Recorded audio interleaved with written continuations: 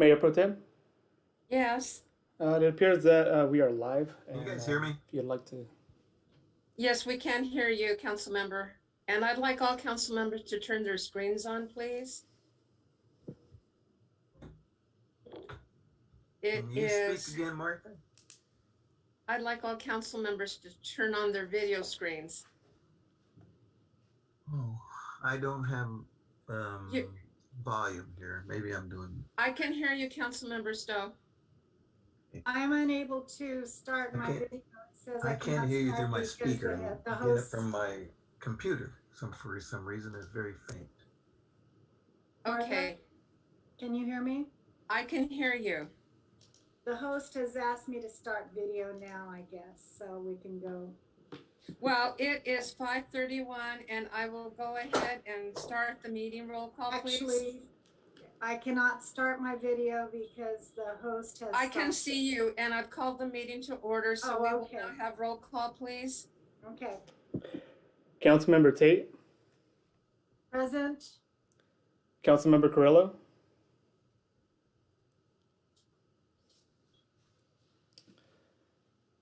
She is muted.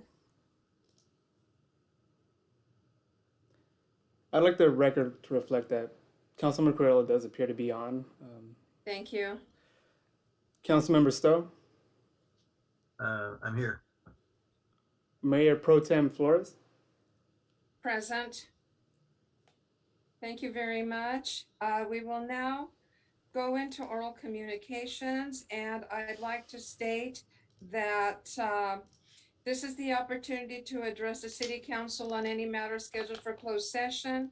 Unless additional time is authorized by the council, all commentary shall be limited to 3 minutes. I would like to emphasize that this closed session item has to do with any matter scheduled for closed session, and we will go up to a maximum of 15 minutes, 3 minutes per person should they wish to speak.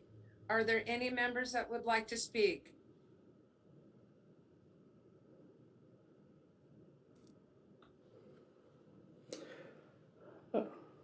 Mayor Pro Tem, I am in receipt of 3 attendees who are indicating that they wish to speak. Yes. Okay, and once again, it is 3 minutes per person. And for them, state their name and their address for the record.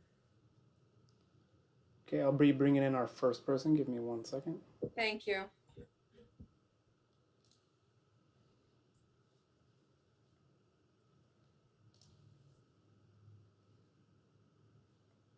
Okay.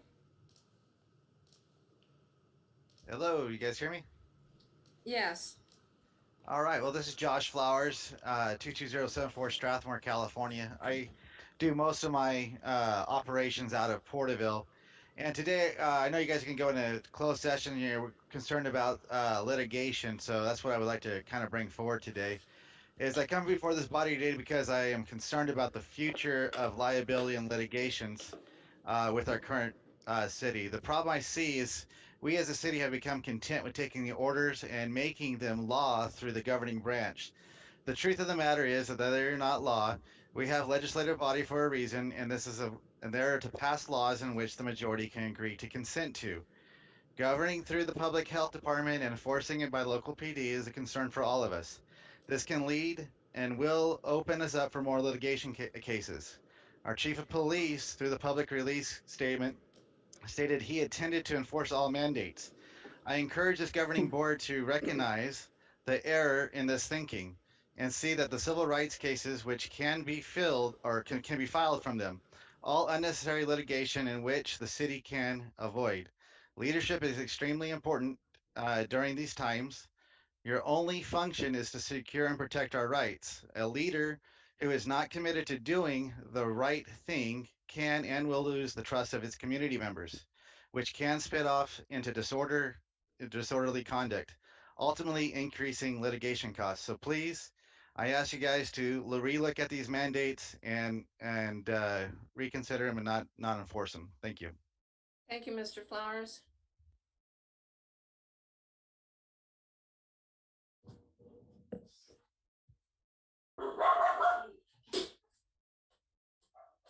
Do we have someone else coming in?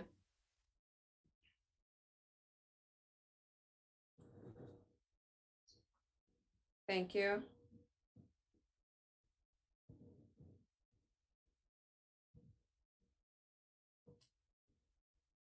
Am I on? Yes, please continue. Please state your name and address for the record. Okay, hi. My name is Bruce White, and I'm at 1313 South Plano in Porterville.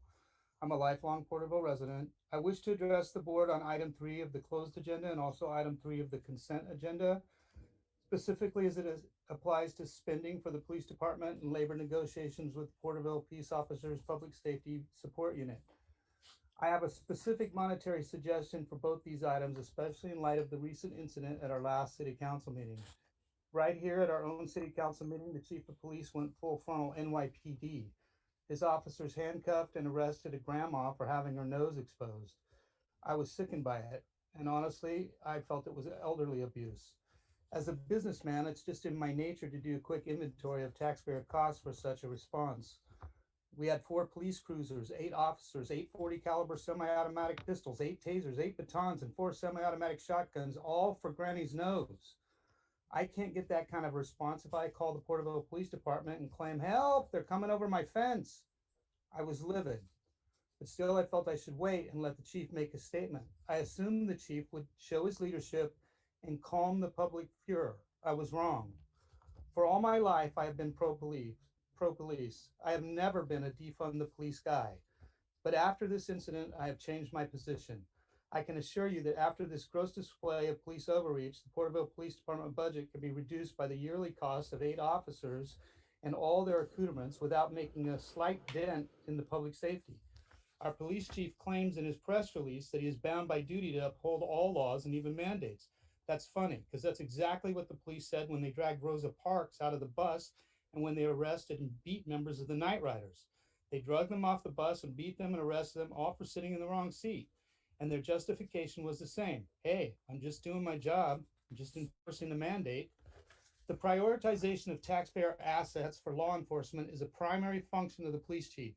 If this is how our chief believes he should allocate his forces when we have crime on the rise everywhere in our city and our county, then in my opinion, we have the wrong chief. I warn you now, we are only a breath away from news that the PPPD has arrested a child or a student for not wearing their mask properly. Cutting spending is a good thing. It's also one of the best ways to force rogue agencies to consider their priorities. So I respectfully submit that we cut the police department's budget as suggested and have the negotiator address this issue with the Peace Officers Association. I also believe that we should not reward this behavior with an additional spending of $24,000 on their high traffic flooring area. Maybe if they didn't have 8 officers dragging in one granny's nose, they wouldn't need new flooring. It's time to end this nonsense. End the emergency declaration, and please let our police go back to fighting real crime. Thank you for your time. Thank you, Mr. White.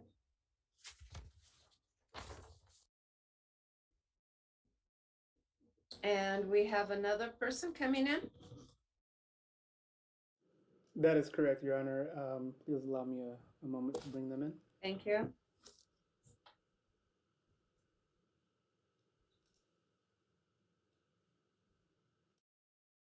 Hello, can you hear me? Yes. Hi, my name is David Leffler. I am with California Medical Imaging Associates. We are based out of 3610 West Packwood Avenue in Visalia. We have an office on Putnam at 462 West Putnam, operating medical outpatient imaging services for almost the past 10 years. We recently, our office, so we made a fair purchase or a fair attempt to purchase our own building that we've been renting.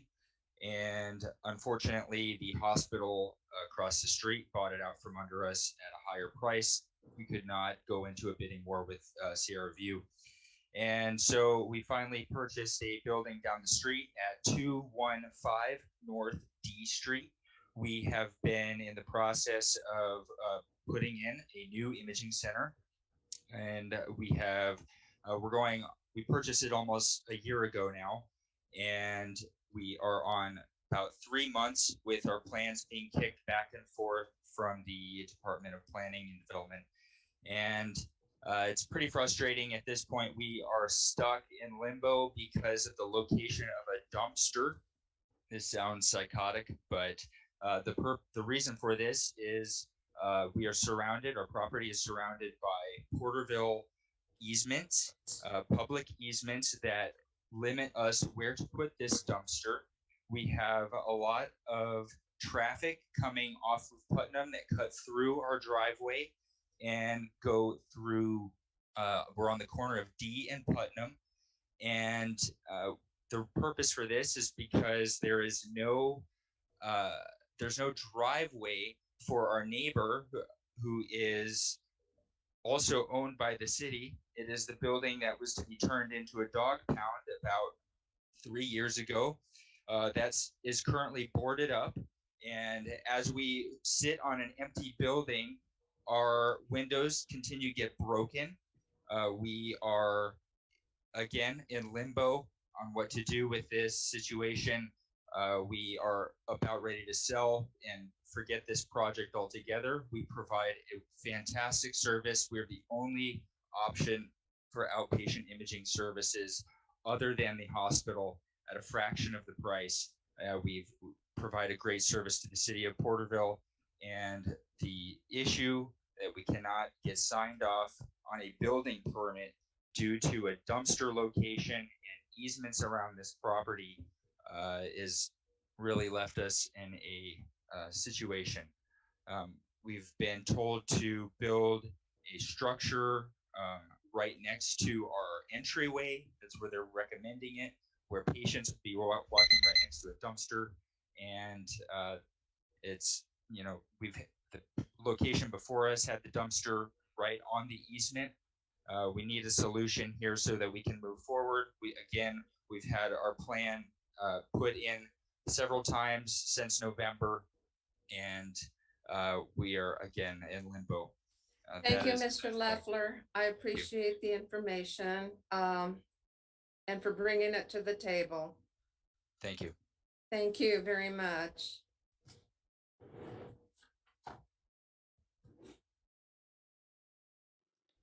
Okay, we will now go into City Council closed session items.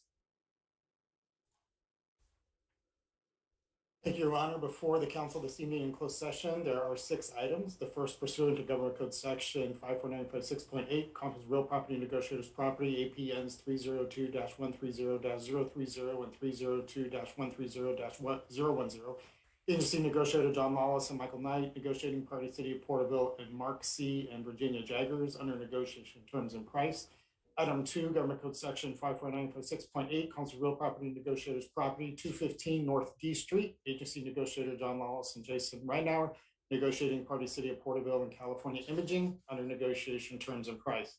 Item 3, Government Code Section 549.57.6, Council Labor Negotiator, Agency Negotiator John Lawless and Patrice Hildreth, Employee Organizations, Porterville City Employees Association, Management and Confidential Series, Porterville Peace Officer Association, Public Safety Support Unit, Porterville City Firefighters Association, Fire Officer Series, and all unrepresented management employees.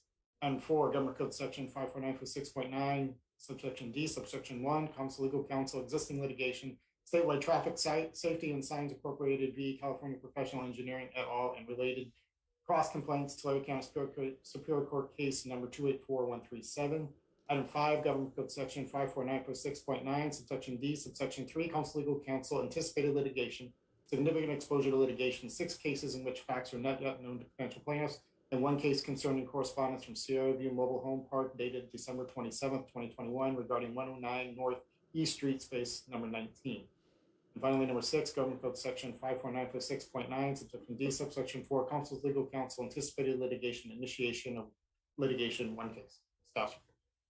Thank you. It is 5:45. We will now go into closed session.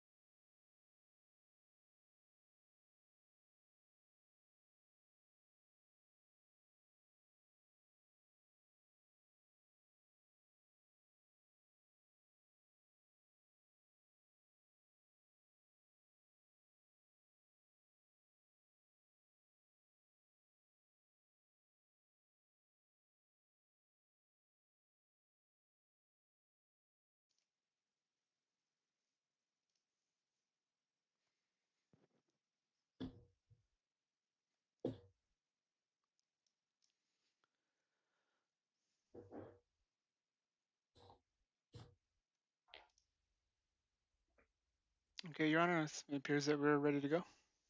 Thank you very much. It is 6:35. We will reconvene open session and report on reportable action taken in closed session. Nothing to report, Mayor or Mayor Pro Tem. Thank you. Thank you very much. Let's all stand for the Pledge of Allegiance, and I'll ask Councilmember Carrillo to lead it, please. Sure.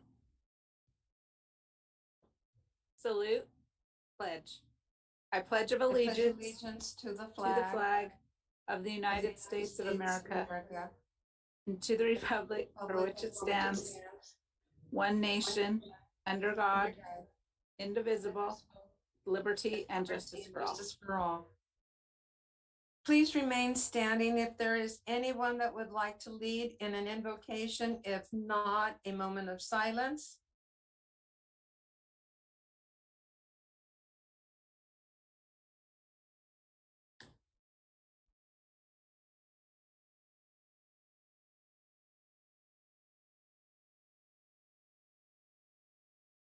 Thank you. You may be seated. And we have a presentation this evening. Thank you, Mayor Pro Tem. We have a by the Chamber presentation of this Commerce. evening by the Chamber of Commerce providing their quarterly report. And with us this evening Thank is you. going to be Christina Clausen. Thank you.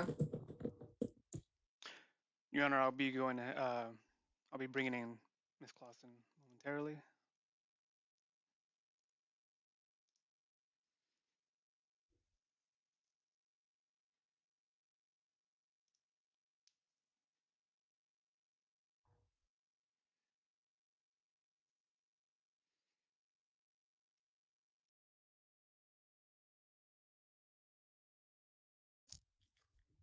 Good evening. My name is Christina Clausen with the Porterville Chamber of Commerce. Thank you for having me tonight. It's really good seeing everyone, even though it's virtually. I'm a little nervous, you guys. I'm so good. I'm confident with social media and technology, and I'm still nervous. So my apologies ahead of time if I make any mistakes here. But let me get over to my PowerPoint presentation. I'll share my screen.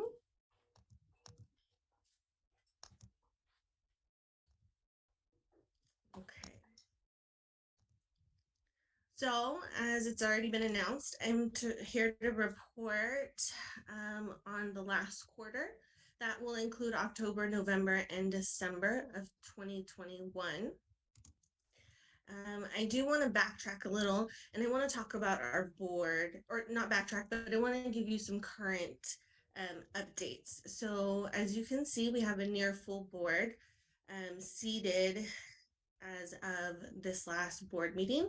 We will be officially installing them at our event coming up in March. We do have one vacancy there at the bottom. Ashley Land did leave Porterville College, so we are looking to replace her with another member from Porterville College. But we have the pleasure of having 7 new board members. We are very excited. We had a recent board retreat and are doing plenty of strategic planning for the next year.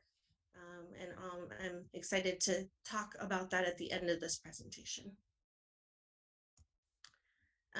Along with the new board members, we also have new ambassadors, new and old. This is just a portion of the list of ambassadors that you can expect to see at our events. We definitely have more joining every month, and we will have another meeting in March where we expect to have some more. But there's great participation and a lot of enthusiasm from our ambassadors, which means more robust events and activities for the community. Here is a screenshot of a few new members this last quarter. We have seen a bit of a slow down on new members just because we're working on a new membership tier, and a lot of those members, potential members, want to see the new membership tier. We are finalizing those this month, the month of February, and I'm hopeful that next quarter we'll have a larger list of new members. Here are a couple of ribbon cuttings that we had at the end of the year. We had a ribbon cutting and truck unveiling for Family Crisis Center. That was a really awesome event to be part of. There's a lot of involvement and a lot of different organizations working with the Family Crisis Center, with the Homeless Outreach Project, and that was just really cool to see. We also had Benny's Bar and Grill, who took over the Randy's building. That was really exciting to see, just a local mom and pop restaurant come up, and they're doing really well so far. Hopefully that they stay on that same path. Now for the nitty gritty, for the stuff that I'm sure you all want to hear. These are some of the front office inquiries that we've had in the office. And this includes phone calls, emails, walk-ins, people walking into the lobby, and even people asking me questions when I'm out and about in the community. You can see that COVID testing and vaccine clinics was definitely something that a lot of people were looking for. People wanted to get out and get tested. People wanted to know where they can get their vaccine at in our area. A large amount of the calls that we get, inquiries, are about community events. You can see in October, we had a lot of questions about Halloween community events. People wanted to know where they could get out, be safe instead of walking door to door. November, we had plenty of questions about Veterans Day Parade, Christmas Parade, the Veterans Day banners, or the veteran banners. And in December, we had a lot of people asking about Santa locations.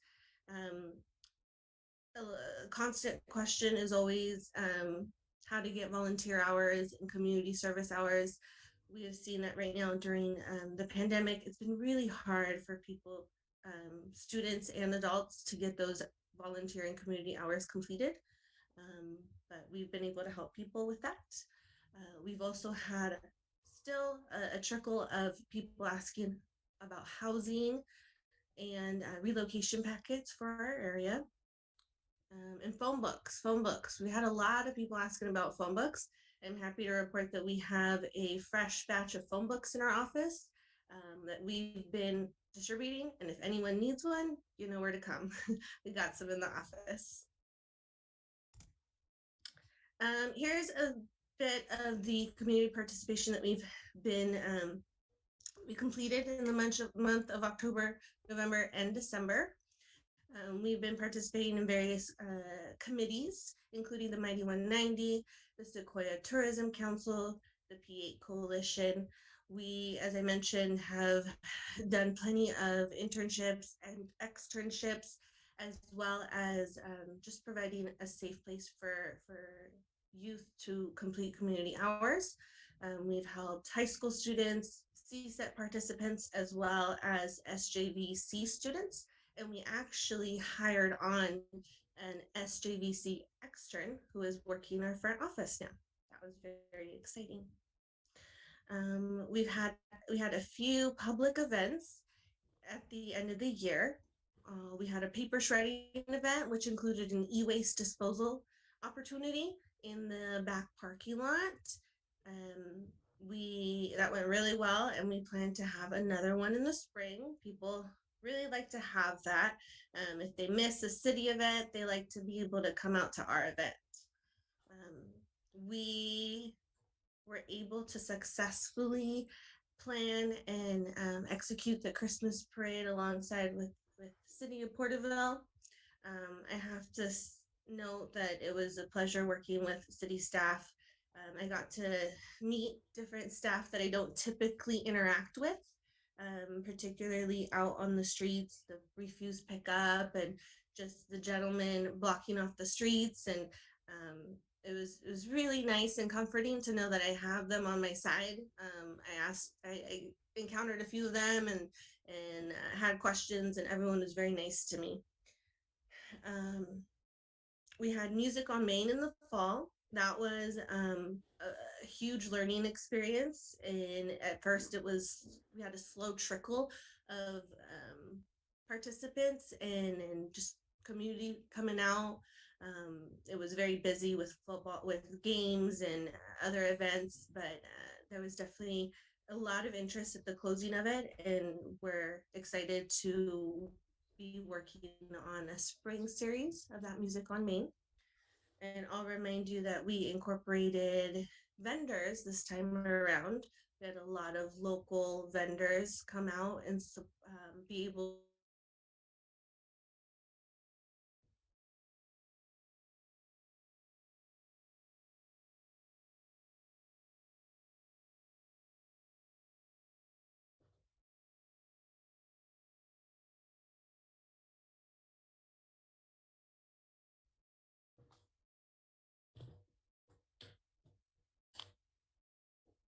led response, liked that they had what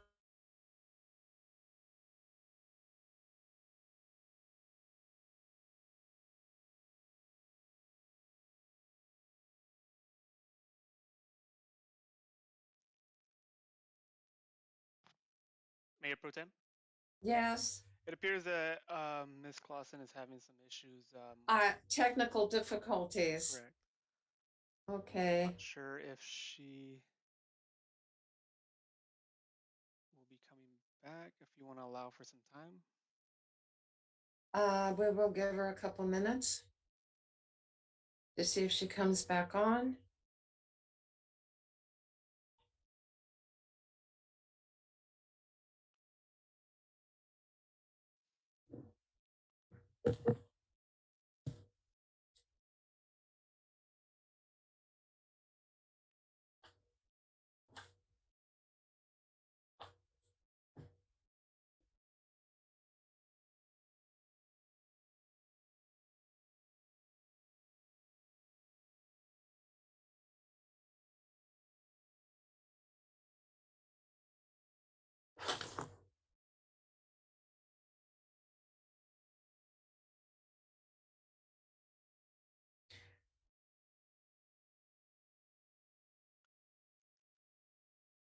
Your Honor, I don't see.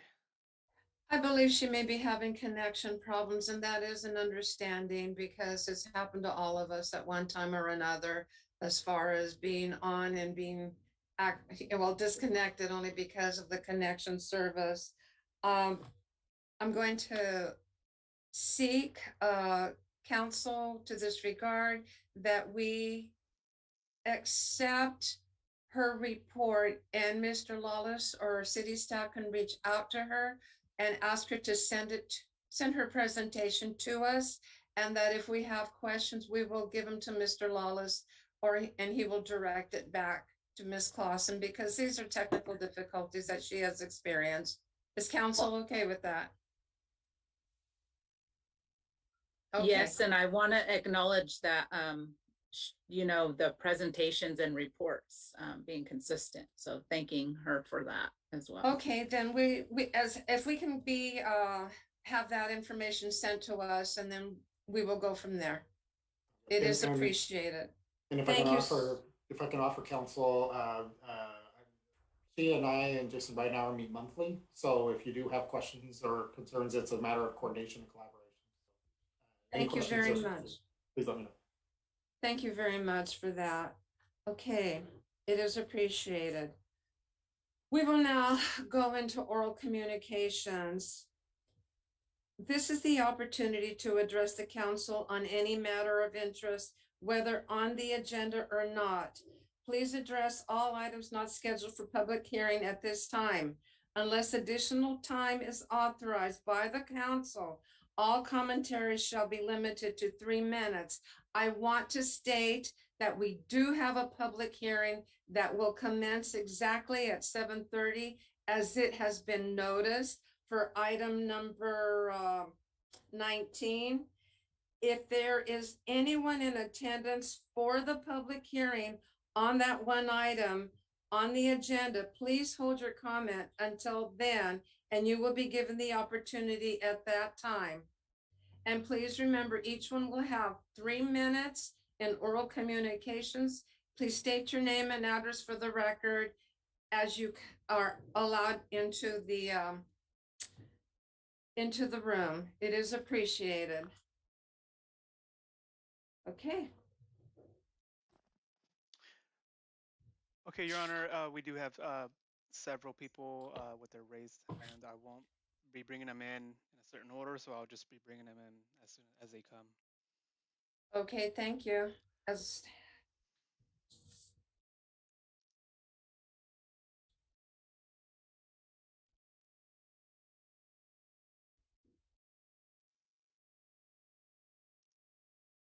Okay, I'm allowing the first person to go ahead and come in and speak.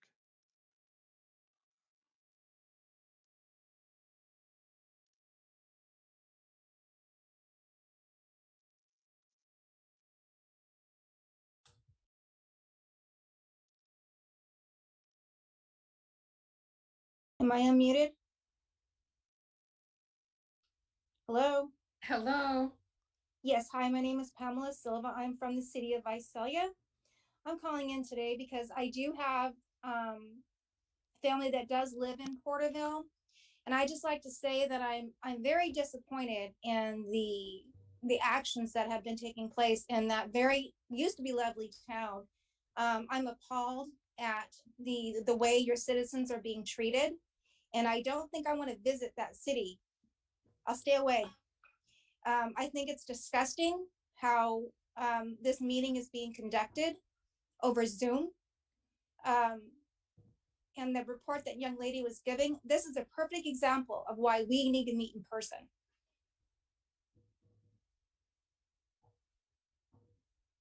Technical problems. Didn't know when the meeting was going to start. I had to keep coming back and forth trying to figure out when the meeting. You guys were 5 minutes late. So no, this isn't working. And I suggest you read the Constitution. Everything you're trying to do is unconstitutional. End the mandates, stop the masking, vaccines kill. Thank you. Thank you.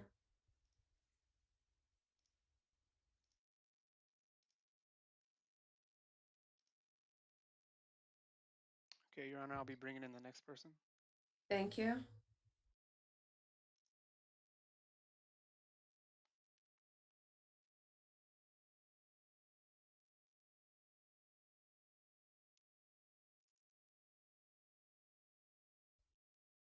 Please go ahead, state your name for the record, your name and address.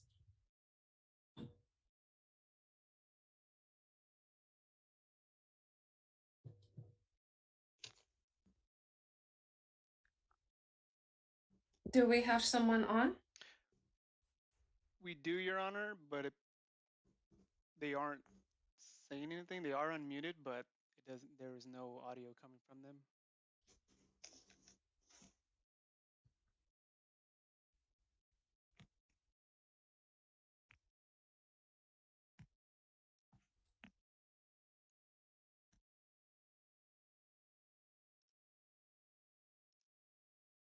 Are they? I can see that someone has a raised hand and I can see that someone's muted, but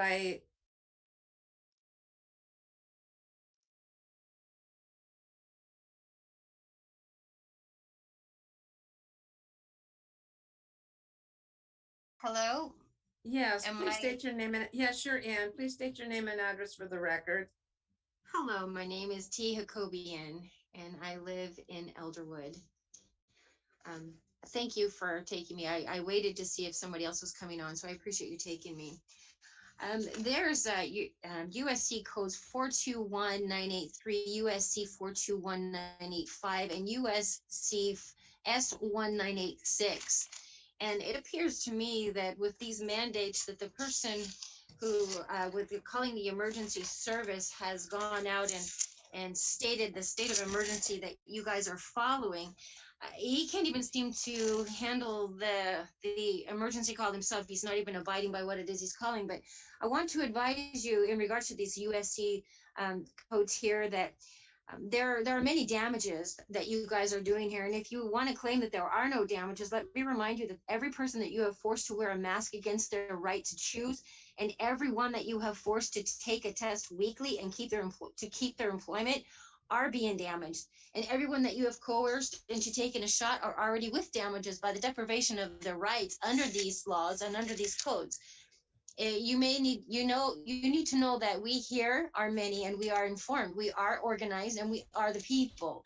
There's no room for excuses here because every single one of you guys that are sitting in those seats there have the right and have the voice to be able to say something for your communities and for the peoples around you. But the problem is nobody seems to want to do anything except grab this power control. This power control is absolutely ridiculous and it's an infringement of the people's rights. This is not cool. This is not right. All of these children that are being forced to mask up and muzzle their faces every single day is insane. And every last one of you who do not stop it are committing omission. You guys have a voice. You can say something and you choose not to. Look, I understand you're trying to keep everybody quote unquote safe, but this is a virus. You guys didn't do this for the flu. I would challenge you to go and get the stats in 2018 and 2019 and find out just how many sicknesses and illnesses that you had then and what was the cause and the reason. And you will find that they're very close. Find your absences in the schools. This is insane. This is absolutely insane. It's ludicrous. It's evil. And this is a power grab from the wicked side of this realm, the spiritual realm, and you guys see it. I know every last one of you feels something in your spirit that something's not right. If you would open your eyes, open your ears, and see with spiritual mindset, you would know what is going on here. Our children are under attack, and you adults sitting in those seats have done nothing to protect them. The mask is a chain link fence with sand going through it. Thank you very much for giving me this time on your microphone. I hope you have a wonderful evening. Thank you.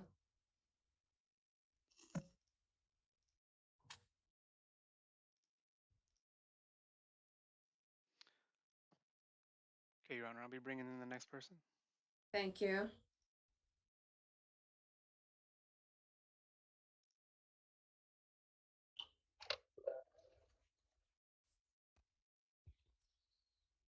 You have a copy there? Hello, thank you very much. Please state your name and address for the record. Yes, this is Josh Flowers again, 22074 Avenue 196 in Strathmore. I was looking at your docket here, and what I noticed is that we're looking at extending the state of emergency. Why would we do that? You know, every time we look at that, it says it's about empowering the government to put through policies that would normally not be permitted to do. So, what can a government do with policies that they normally do not have? Well, they could unconstitutionally mask policies. They could use that, which would permit you to arrest a 75-year-old grandmother who frequently attends your meetings. Whenever you ask her to mask up and the mask falls below her face, the one that you provided it, you can arrest her. Let's see, what else can we do with that? We could perhaps pick and choose which winners of commerce. So we could decide which businesses we could shut down. Perhaps we could continue to give cover to schools and allow them to hijack our children from the parents by way of medical kidnapping. Or even worse, allow the government through the guise of the public health department to intrude into our households with the new COVID protocols. Or we could coerce the public and disperse funds, COVID funds, how we see fit. Or perhaps we could, I don't know, allow board to address the sorry, let's put it this way. We could allow, perhaps this allows the board to not address the public eye to eye and instead claim the protection of emergency to conduct Zoom meetings after violating the citizens' rights. We are asking you, which is it? Which act do you want to conduct? And which would you not normally be permitted to do? You know, this quote unquote emergency public safety has only stripped away our rights. What else can we be claimed as far as emergency? The next claim will be the made of firearms being health emergency. When will you come after those next? To continue to ignore Constitution is unacceptable. The question we must ask ourselves, does a state of emergency actually exist? It should be obvious to all of us now. If you can conduct a Super Bowl on February 13, 2022, in the state of California, there is no state of emergency. This board must immediately put an end to all emergency powers and return the civil rights back to the people. Thank you, and I yield the rest of my time. Thank you very much.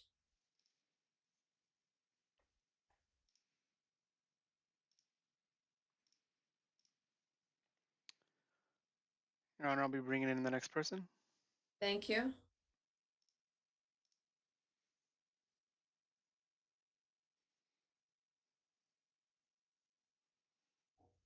Can you hear me?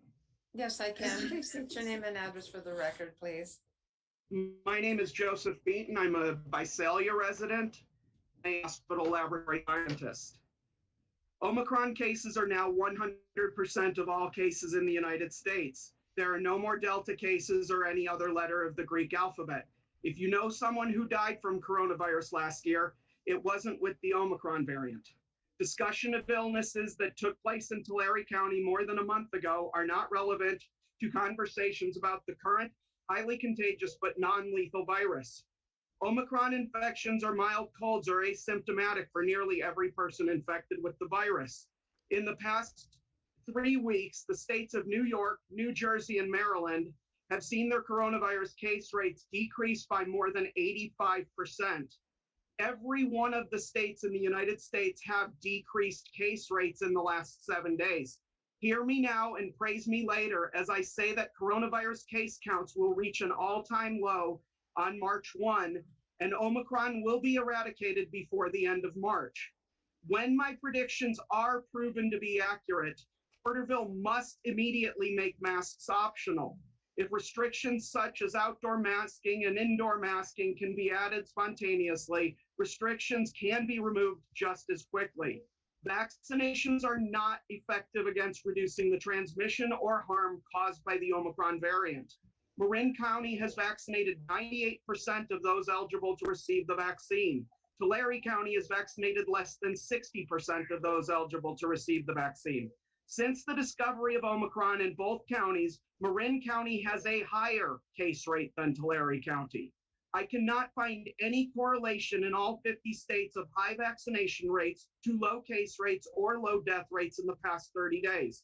The drug companies are racing to create a vaccine to Omicron, but Omicron will be eradicated and this vaccine will be obsolete before it becomes available. So how should we react to infections with Omicron? Step 1, stay home from work when you're sick. Step 2, go to a doctor office or hospital if you're very sick. Step 3, take medicines that a doctor recommends or prescribes for your symptoms. Step 4, go back to work when you feel better. If restrictions are permitted to continue with Omicron, we are forever accepting masks and quarantines and testing and vaccines every winter. The actions taken to prevent our healthy community members from breathing properly would be laughable if they weren't so harmful. In closing, here's a fun fact. If the 7 letters of Omicron are shuffled in a Scrabble game, another 7-letter word is constructed that describes coronavirus restrictions. That word is moronic. Stop creating and enforcing moronic coronavirus restrictions.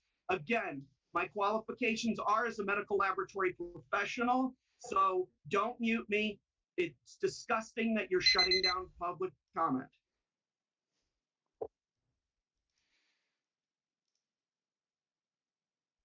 Thank you. And we have someone else that's coming in. That is correct, Your Honor. Thank you.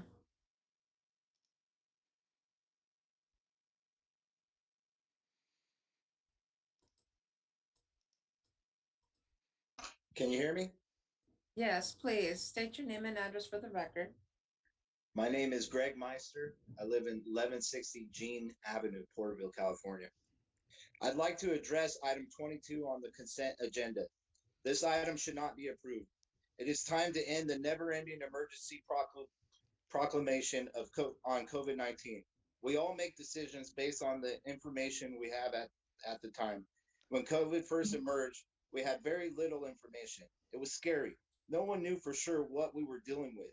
Information about the virus ranged from everyone's going to die to it's just a flu. And so when Dr. Fauci said we need to prepare for the worst, the emergency declaration shot across the country. But that was 2 years ago, based on very little information at the time. We now have massive amounts of information about COVID-19 and how to deal with it. If the council is unaware of this information, I'd be happy to provide you with literally tens of thousands of pages of information. All of it cited and corroborated, reviewed by and produced by doctors, scientists, and individuals whose educational pedigrees will make your head spin. It's time to make a new decision based on the new information we have today, based on where we are today, and not clinging on to a fear-based decision made 2 years ago with very little to no information. Good leadership depends that we review our decisions and adjust our course according to new information and new circumstances. This principle of open-minded leadership is probably best exemplified by Winston Churchill, whom, after making remarks that contradicted a prior position of his, he was confronted by a young reporter. That reporter asked, "Mr. Prime Minister, does this mean that you have changed your mind?" Mr. Churchill famously replied, "People who never change their mind never change anything." It's time to end the emergency proclamation. It is time to give people back their freedom. It is time to truly heal. It is a new day. It is a new reality. COVID has gone from pandemic to endemic. Other states, counties, cities, and even entire nations have recognized this new information, lifting all emergency declarations and restrictions. Don't use the ruse of public safety as a Trojan horse for totalitarianism. End the emergency proclamation today. Let's set a new course together based on new circumstances and new information. Let's live by faith and not by fear. Thank you for the time. Thank you very much.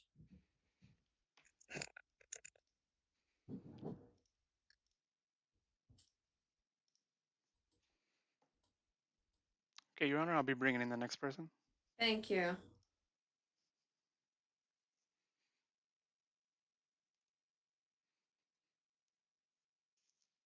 Hello, can you hear me? Yes, I can. Please state your All right. name and address for the record, please. Thank you. My name's Corey Wells. I live at 33167 Highway 190, Lot C, Springville. If I would quickly like to ask, could you please state the screen name of who you're bringing on? It's getting a little confusing. Not sure if I was up or not. I believe that it is obvious that the reasoning for this meeting today being completely remote, unlike the many prior to this one, is that the council knows that there was an authoritative misstep in the last meeting. Not only were an elderly residents' civil rights violated, the authority that has been awarded to this council and the local police departments has been overstepped. These emergency declarations have been kept active in a perpetual manner for the past couple of years now, despite the evidence and information coming out. And now today, it is time to end this gross overreach in authority. It is time to end enforcing COVID restrictions and that do not. I'm sorry. It is time to end enforcing COVID restrictions that do not originate from legislated law, but by mandated proxy of declaration of emergency. We are not in an emergency.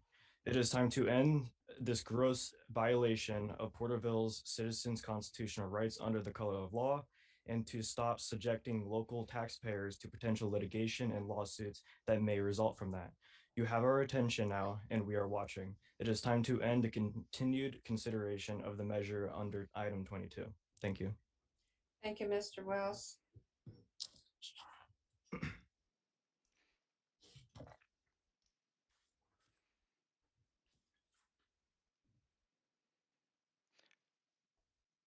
Okay, Your Honor, I'll go ahead and bring in the next person. Thank you.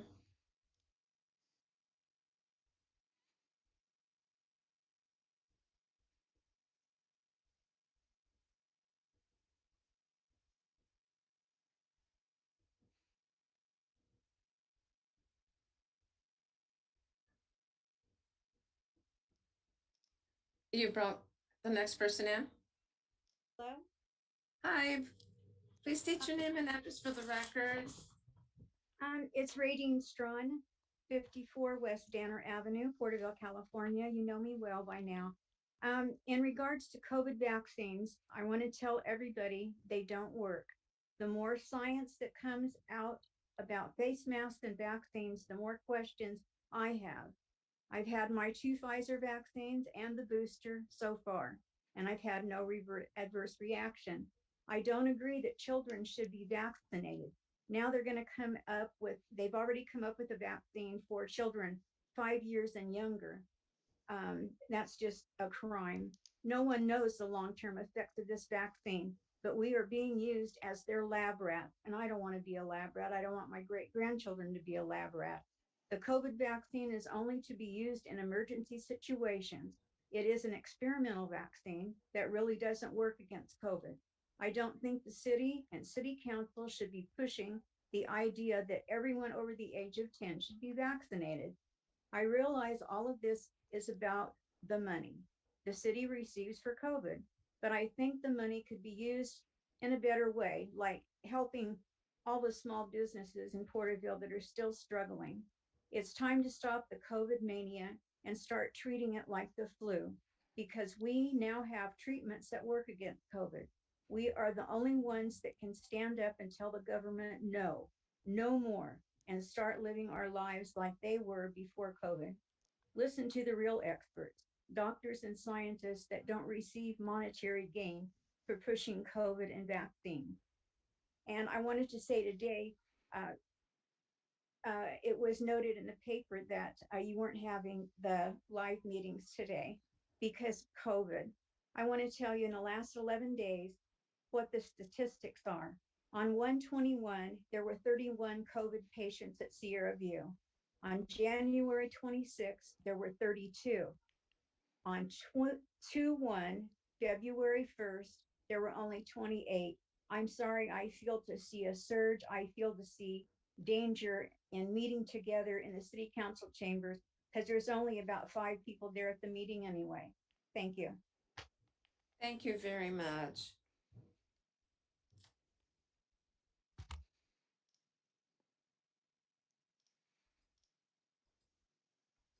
Okay, Your Honor, I'll go ahead and bring in the next person. Thank you.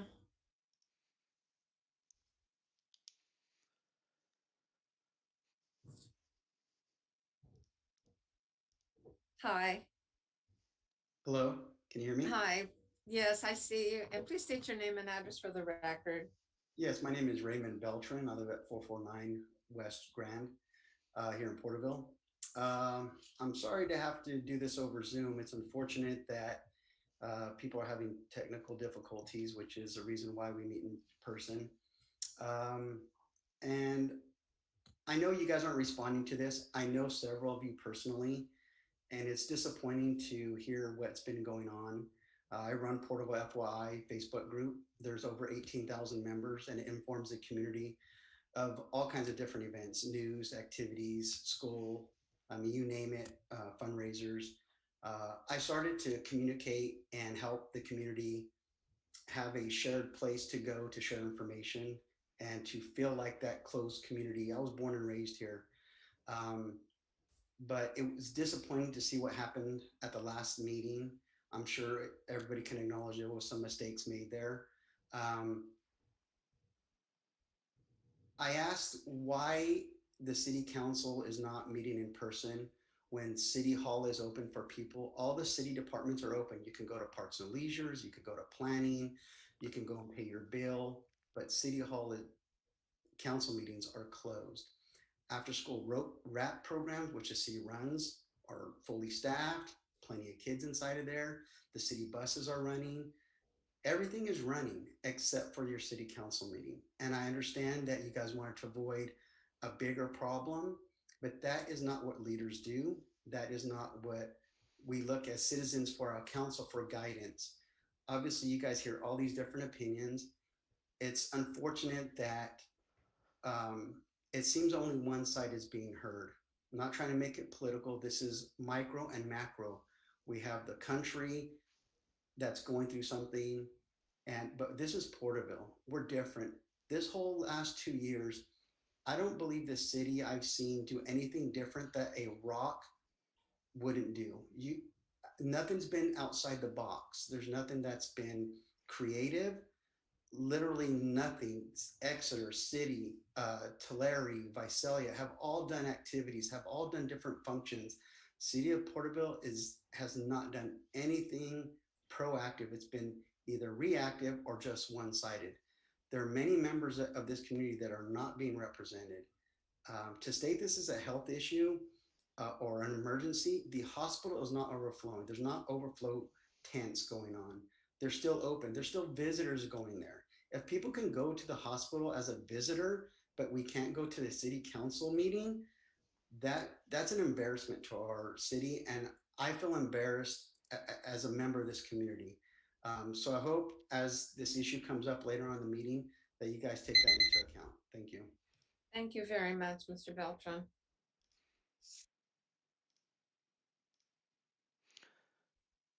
Okay, Your Honor, I'll go ahead and bring in the next person.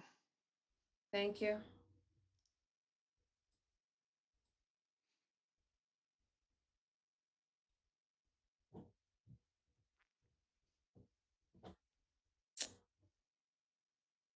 Good evening. I see someone has come in. Hello, my name is Stacy Doyle. I live at 11728 North Cason Lane, born and raised in Porterville. It is not only disappointing to me, but I feel it's shameful this meeting has been shifted to a Zoom meeting tonight. Like others mentioned this evening, I question why this meeting is being conducted via Zoom when other operations throughout the city are being conducted in person. I would like to address item 22 on the agenda, which is the continuation of the proclamation order for the local emergency for COVID-19. It's obvious based upon recent events, the city council is truly not listening to the community, and the council has weaponized the Porterville Police Department against the people of our community. I am speaking about the removal of a 75-year-old woman from the council chamber during last week's meeting for not wearing a face mask properly. If you would take a moment to look around, people are fed up. They're fed up with the mandates and they see what you are doing. I would like to ask the council several questions. One, where is the emergency? Or better yet, what is your definition of an emergency? As you evaluate item 22, what criteria and evidence has the council evaluated in preparation of the vote to continue the proclamation of the local emergency? What funding has the city council received or is slated to receive if this proclamation is extended? Truthfully, it is time to stop this madness. Stop the unconstitutional mandates, stop chasing the COVID money, stop bowing to Sacramento and a tyrannical governor, stop taking away rights and liberties, and stop masking our children. It's time for you to do the right thing. Start serving your constituents, start listening to them, and start following the Constitution of the United States. As others have mentioned tonight, we are imploring you to discontinue and disapprove the local emergency proclamation. It must end. Thank you.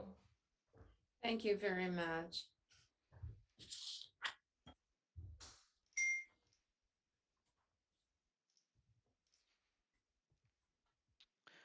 Okay, Your Honor, I'll go ahead and bring in the next person. Thank you.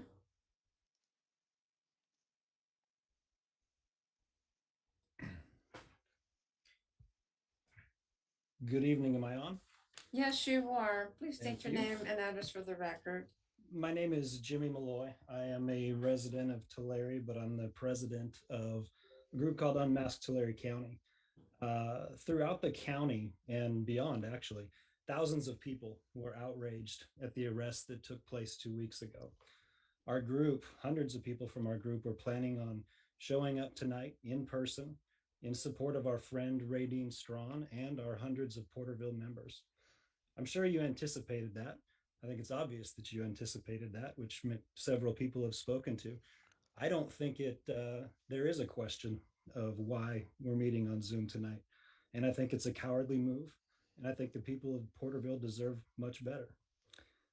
At the beginning of their session, I'm going to take you back about, 50 minutes or so ago, where we pledged allegiance to the flag. I would ask the council to spend some time tonight when you get home, thinking about that allegiance, thinking about that flag, thinking about what it represents. We are not a people in America who are ruled by government leaders. We are a people who elect government leaders to represent us. And as city council members, it is your responsibility to secure the rights of your citizenry, not limit them or take them away. That's all I had to say. Thank you. Thank you, Mr. Malloy.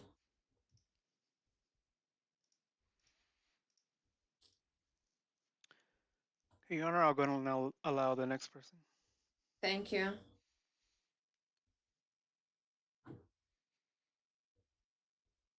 Hello, can you hear me?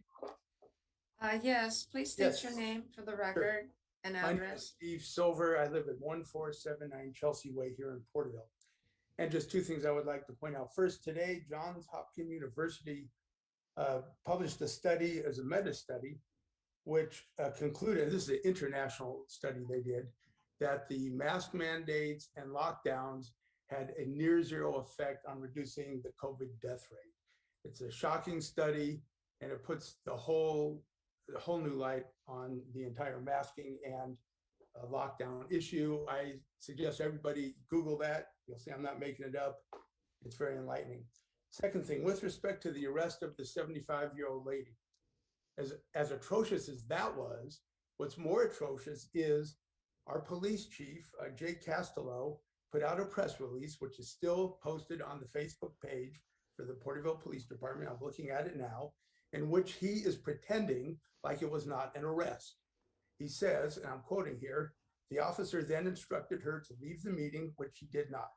The officer then detained and removed her from the council chambers. The individual was questioned, later taken to her vehicle and released without an arrest. The fact that our police chief does not know the definition of an arrest is shocking. She was placed in handcuffs. She was placed in a police car. She was taken to the police station, questioned, and then released. That is the very definition of an arrest. And the fact that our police chief not only doesn't know that, but is covering for officers who clearly violated the rules and law is abhorrent. And he should be held to account for that. That's disgusting. That's all I have to say. Thank you, Mr. Silver.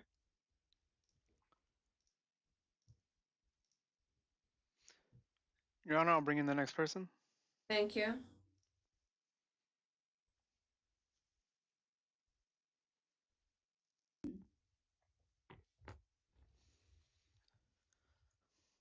I see that someone has entered.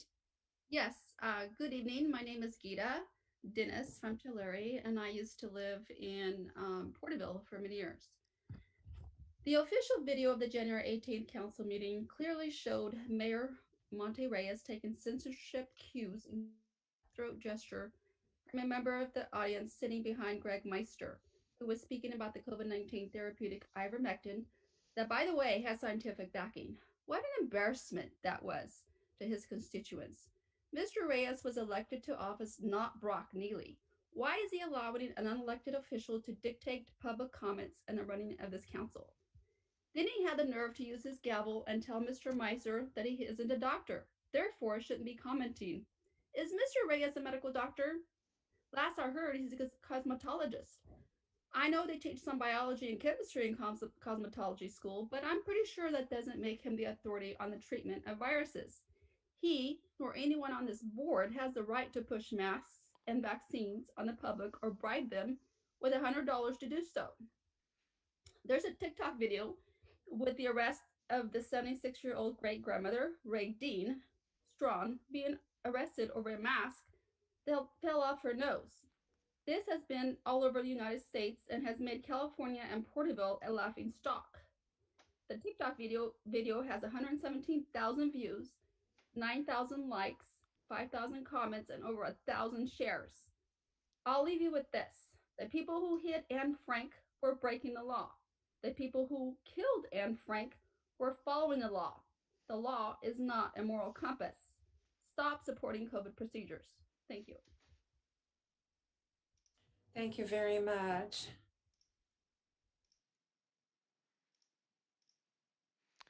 Your Honor, I'll bring in the next person to speak. Thank you.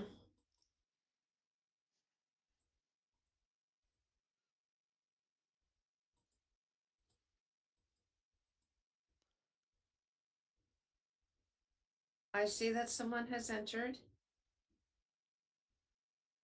Oh, Hi, please state your name and address for the record. my name is McCurvey. I live at 2154 West San Lucia Court. Okay. Good evening. Great discussion tonight. We had a scientist on talking about all the stats from across the states. John Hopkins study, also very compelling. Looking at it now, I read today that we have another country that has decided not to do any mandates. So it's now Denmark, the UK, Japan, Ireland, Czech Republic, and they're all treating this thing as the flu now, which is what was stated earlier, which is the real science, not the crap we're getting from the CDC or the FDA, that says that this is really just a version of the flu, and the thing that we were all afraid of 2 years ago is gone. The fact that this body did what it did with the police last week, and that they're doing what they're doing this week, really it sends a really clear message to everybody in our community about where this body stands, behind a firewall, afraid to come out, under the desk, not willing to face their constituents, not leading, but willing to force submission on our children to go to school because they're dangling some money from the state. It's just a strange time we're living in. To think that we would not be an emergency, but yet you think there is one. I don't think the emergency is what it is. The emergency seems to be an emergency of leadership. You're not doing what you're supposed to do.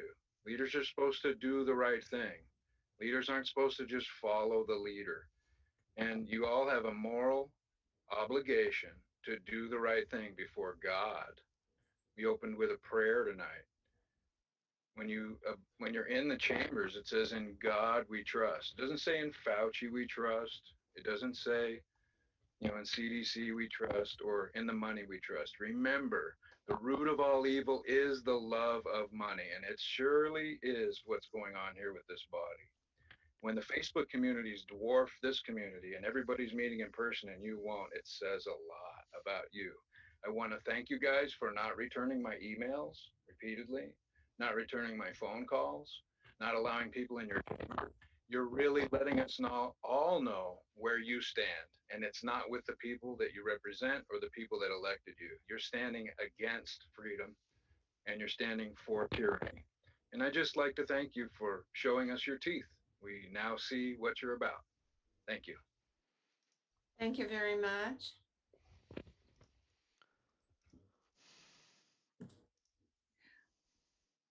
I'm going to check with legal counsel. We have that public hearing notice for 7:30.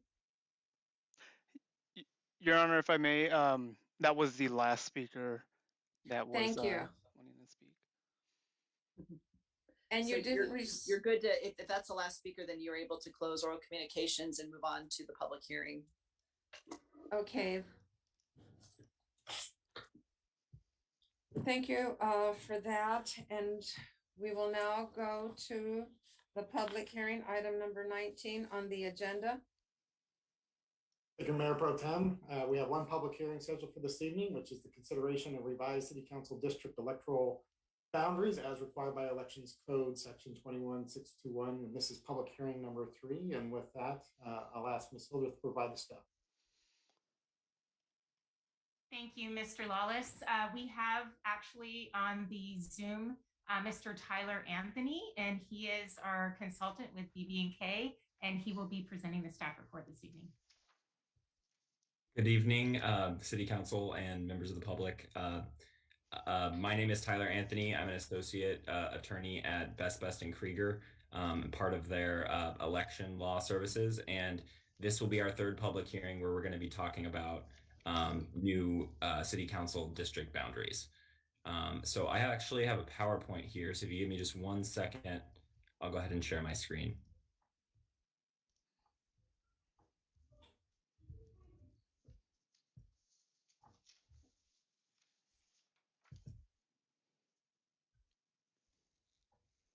Can everybody see that? Yes. Okay.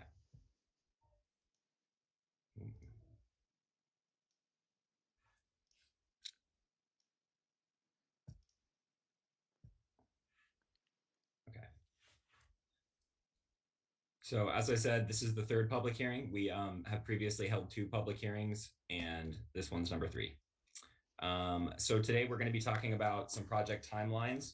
We're also going to be reviewing some draft maps.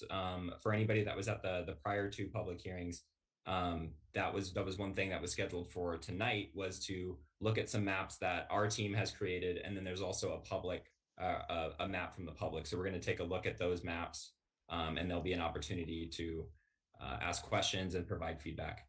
And then we're going to talk about next steps and the 4th public hearing. So this is just kind of a summary of the lay of the land in terms of elections here in Porterville. So districts 1 and 2, their terms begin. They will be having an election in November 2022. And districts 3, 4, and 5, their terms will begin following election in November 2024. So this is just kind of an overview of the redistricting process. As part of that process, there's 4 public hearings. 2 of those public hearings we've already done, and those were held prior to the release of the draft maps. And you guys may recall, we just kind of talked about some of the guidelines and rules that we need to comply with in creating these boundary lines. There was an initial deadline for draft maps from the public to submit draft of maps. We release those maps, and then we have 2 public hearings to discuss those maps and hopefully land on one and adopt that map as the new map of the city council boundaries. So here are, and this is going to be a little bit of a recap from previous public hearings, but there are 3 general categories of rules that we are trying to comply with in doing this exercise. So first, we have federal law, and the preeminent consideration under federal law is that all of the districts have to be equally populated.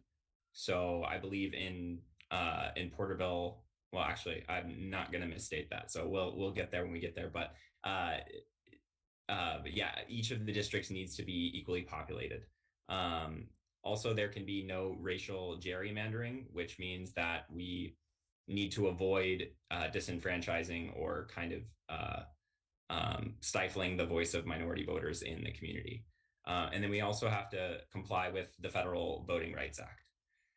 In terms of the criteria for cities under California law, and this is under the Fair Maps Act, the districts need to be geographically contiguous, which means that they're not separated by space. They're kind of the entirety of the district is kind of together and connected to itself.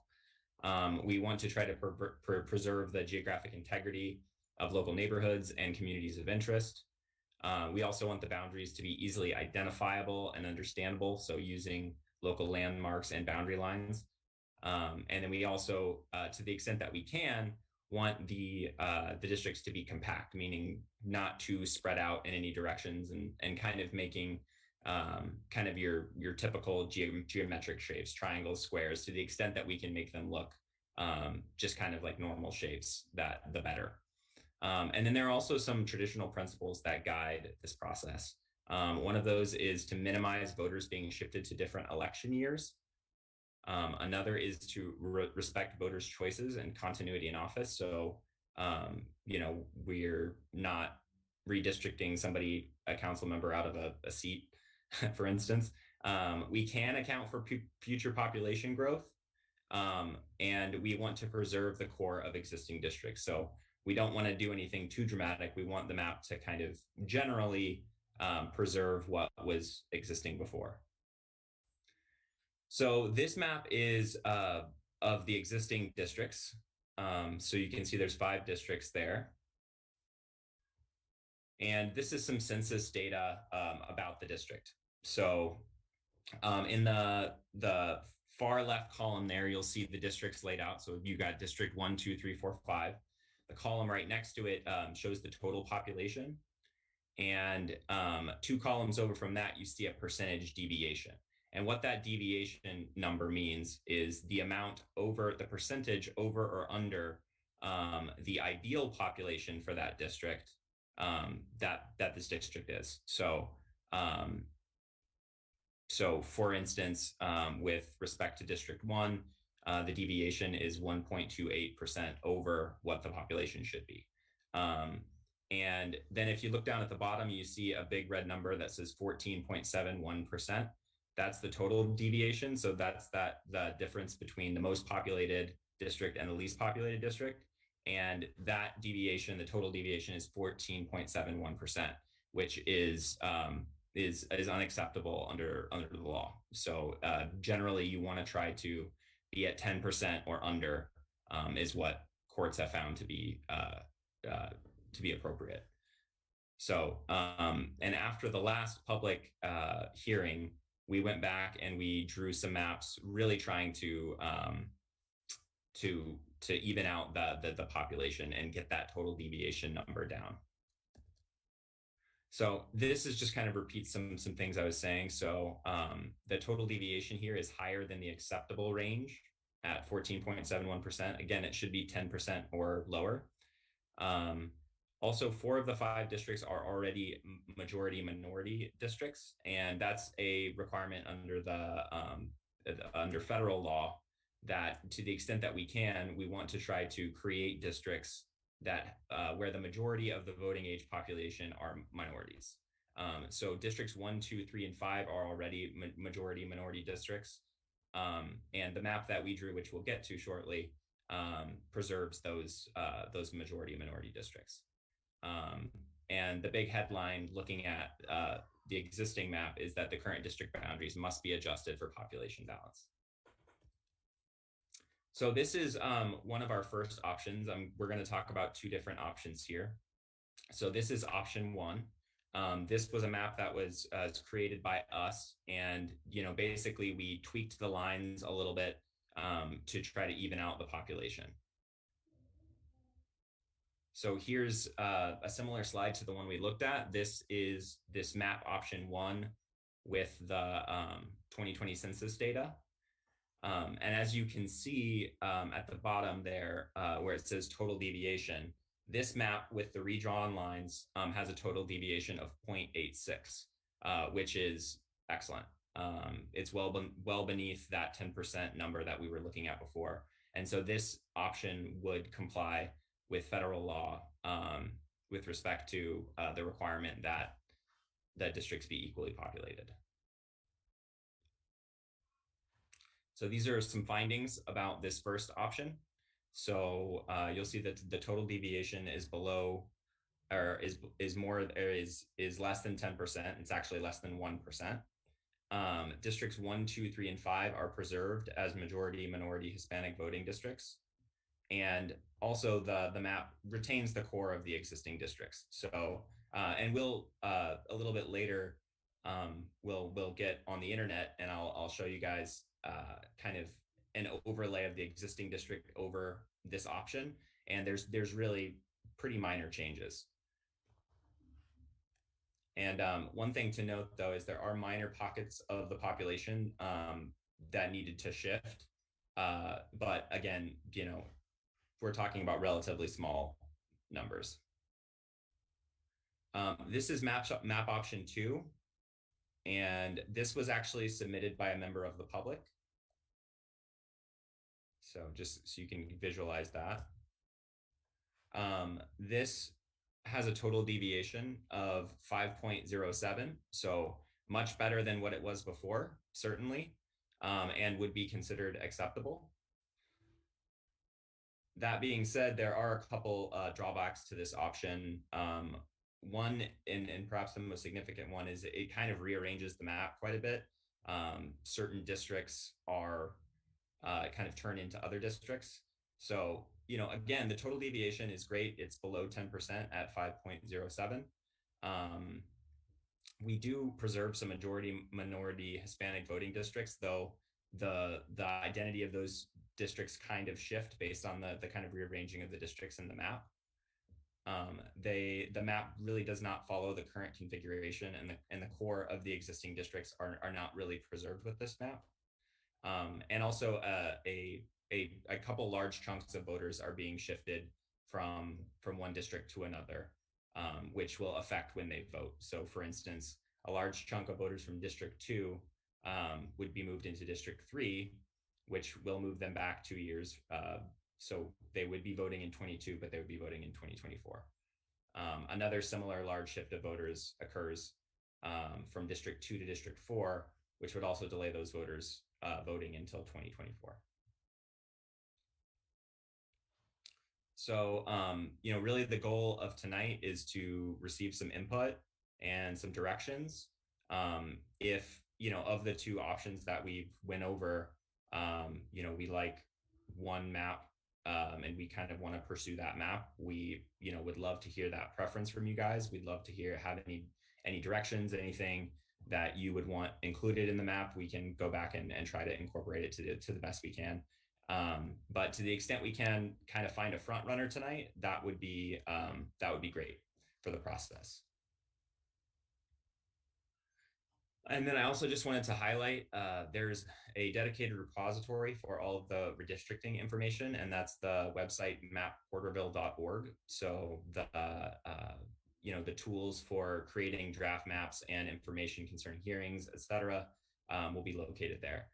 This must be maintained online for 10 years, and it's being updated regularly as the process unfolds. And here's just a pretty screenshot of mapporterville.org. And again, like I said, there's an online mapping tool which allows the public to create their own maps.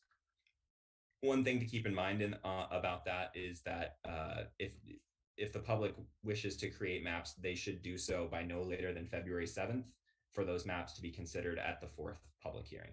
And the 4th public hearing is February 15th. So again, we would love input from the council. Any revisions, anything that you would want more specifically considered in the map, we'd love to hear from you. And we'd love to be able to kind of pick one of these maps to kind of as our front runner at this point. And then this is the last slide, and it's just a timeline of next steps. So as you can see in the green there, this is the 3rd public hearing. We're going to be considering and receiving input on the proposed draft maps. February 7th is the next deadline to submit draft maps for consideration at the 4th public hearing. The 4th public hearing is February 15th, 2022, at which time the council could be in a position to introduce an ordinance approving the final maps. And then our deadline for all of this to be done is April 17th. And that's the city's deadline to adopt an ordinance after a second reading to submit the map to the registrar. Okay, so I'm gonna stop sharing this and I'm gonna pull up one other thing for you guys to see.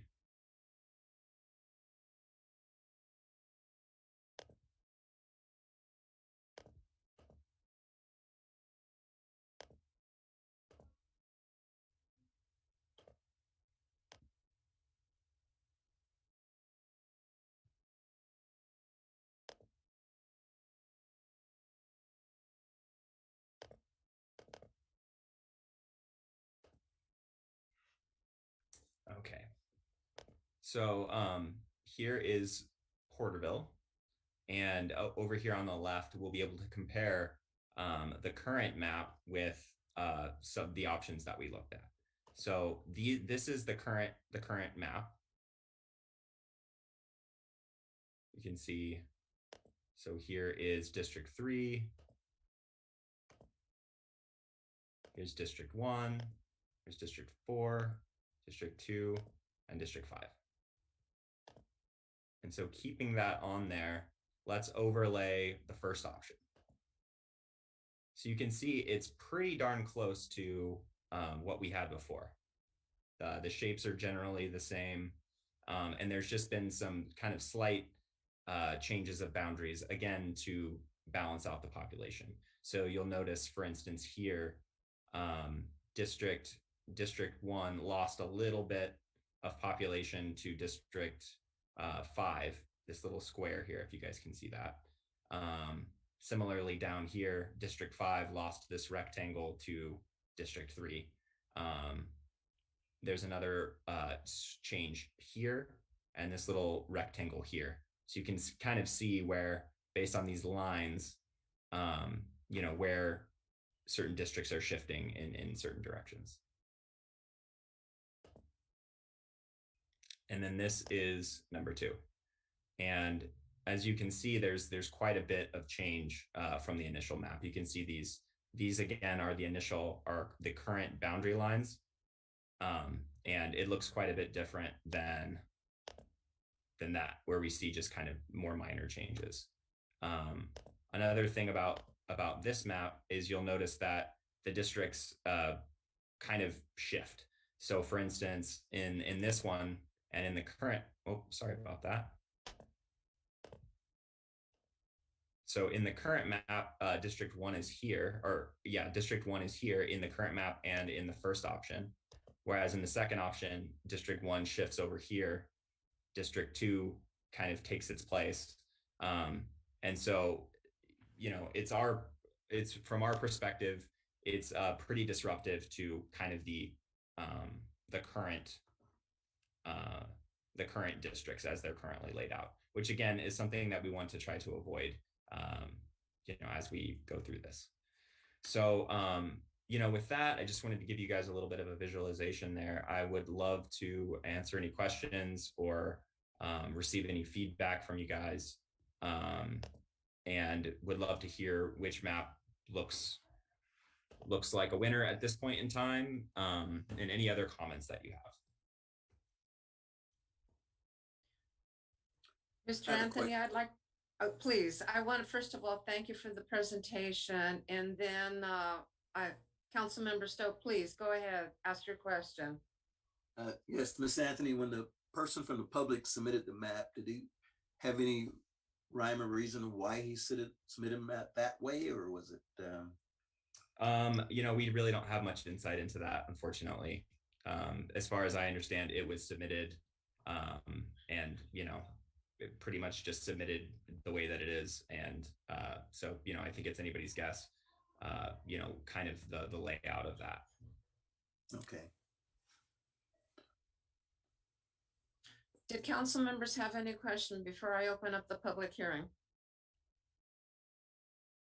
I do not have questions right now. Okay, then I'm going to go ahead and open up the public hearing. It is 7:47.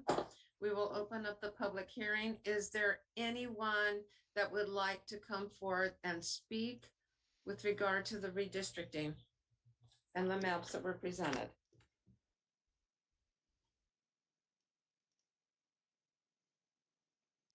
Do we have anyone? Your Honor, there appears to be one person with their hand raised. I'll go ahead and Okay, please. Okay, please let the person in.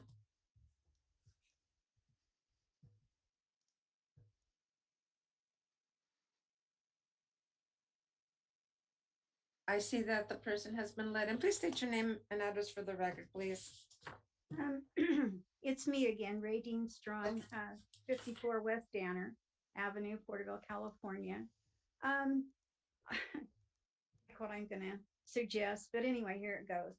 In my opinion, I think there should be more districts in the city.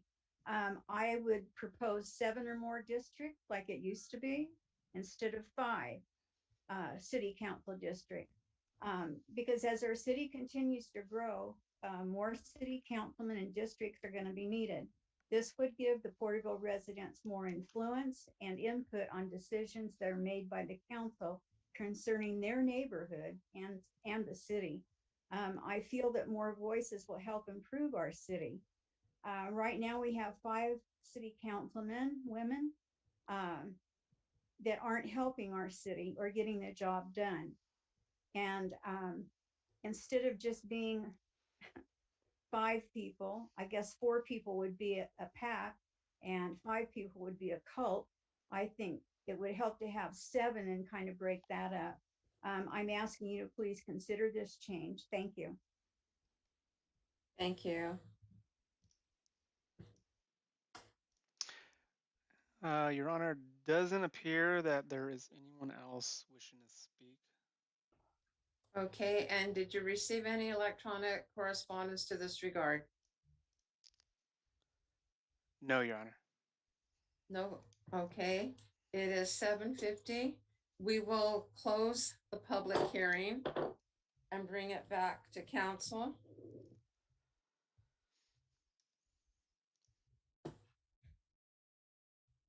Councilmember Carrillo.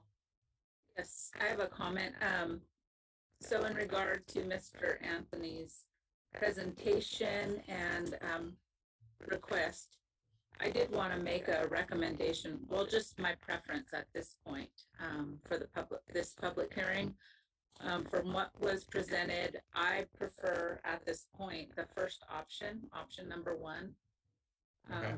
I appreciate that the map had a smaller deviation, so more in compliance. And then that we kept a lot of the districts the same. You know, I paid attention to the part where we, you know, don't want to disrupt the voters and also the areas too much to spread out, make a big change in the districts. So far as what's been presented, that's my preference at this point is option number one. Thank you. Thank you, Councilmember Carrillo. Councilmember Tate.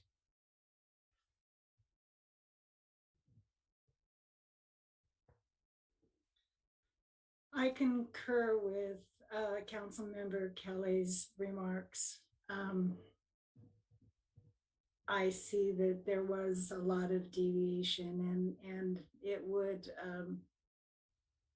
basically interfere with the voters' preferences and the upcoming elections.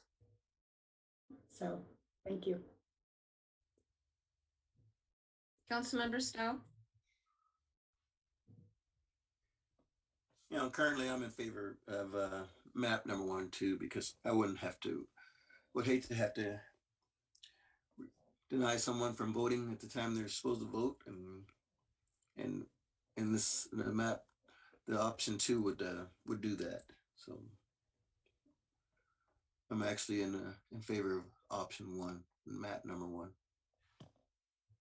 Thank you very much. And one of the things, this was a difficult task for us to go from at-large to districts when we first did this. And it was one of these things that going through the initial process, because it was the window of a bigger and a larger voting. And I want to thank you for the work that you did. And I saw that the changes were very, very minute. And I would support option number 1 in this regard to move forward to that. But I also want to thank the one map, the person that submitted the map, because it takes a lot. And having been a part of the census and being a part of those statistics and watching and seeing how the county encouraged people to participate in drawing the maps and how they had several maps that were brought to the table. So it is a difficult task. And one of these things that I appreciate that. So Mr. Anthony, if it answers your question, it seems that you have a consensus to move in the direction with option 1 from that map, and you have still that window for others to submit. Yes, that noted, and thank you all very much for that. Thank you for that. Okay. Tyler, may I just clarify, do you need formal action by the council, or is consensus fine? No, that's fine. Okay. Yeah, we don't need any formal action or vote or anything like that. Okay, thank you so much. Of course. All right, with that, we have concluded the public hearing, and now we will go back to the order of the agenda we've concluded with the oral communications. We will now go into the AB 1234 reports. The first one is the Tulare County Task Force on Homelessness. I will be very brief. There was a presentation. We met on the 19th of January. It was to continue to allow the meetings to be remote. The minutes were approved. A brief highlight, Mr. Whitaker provided Project Room Key updates, vaccination efforts for the homeless population.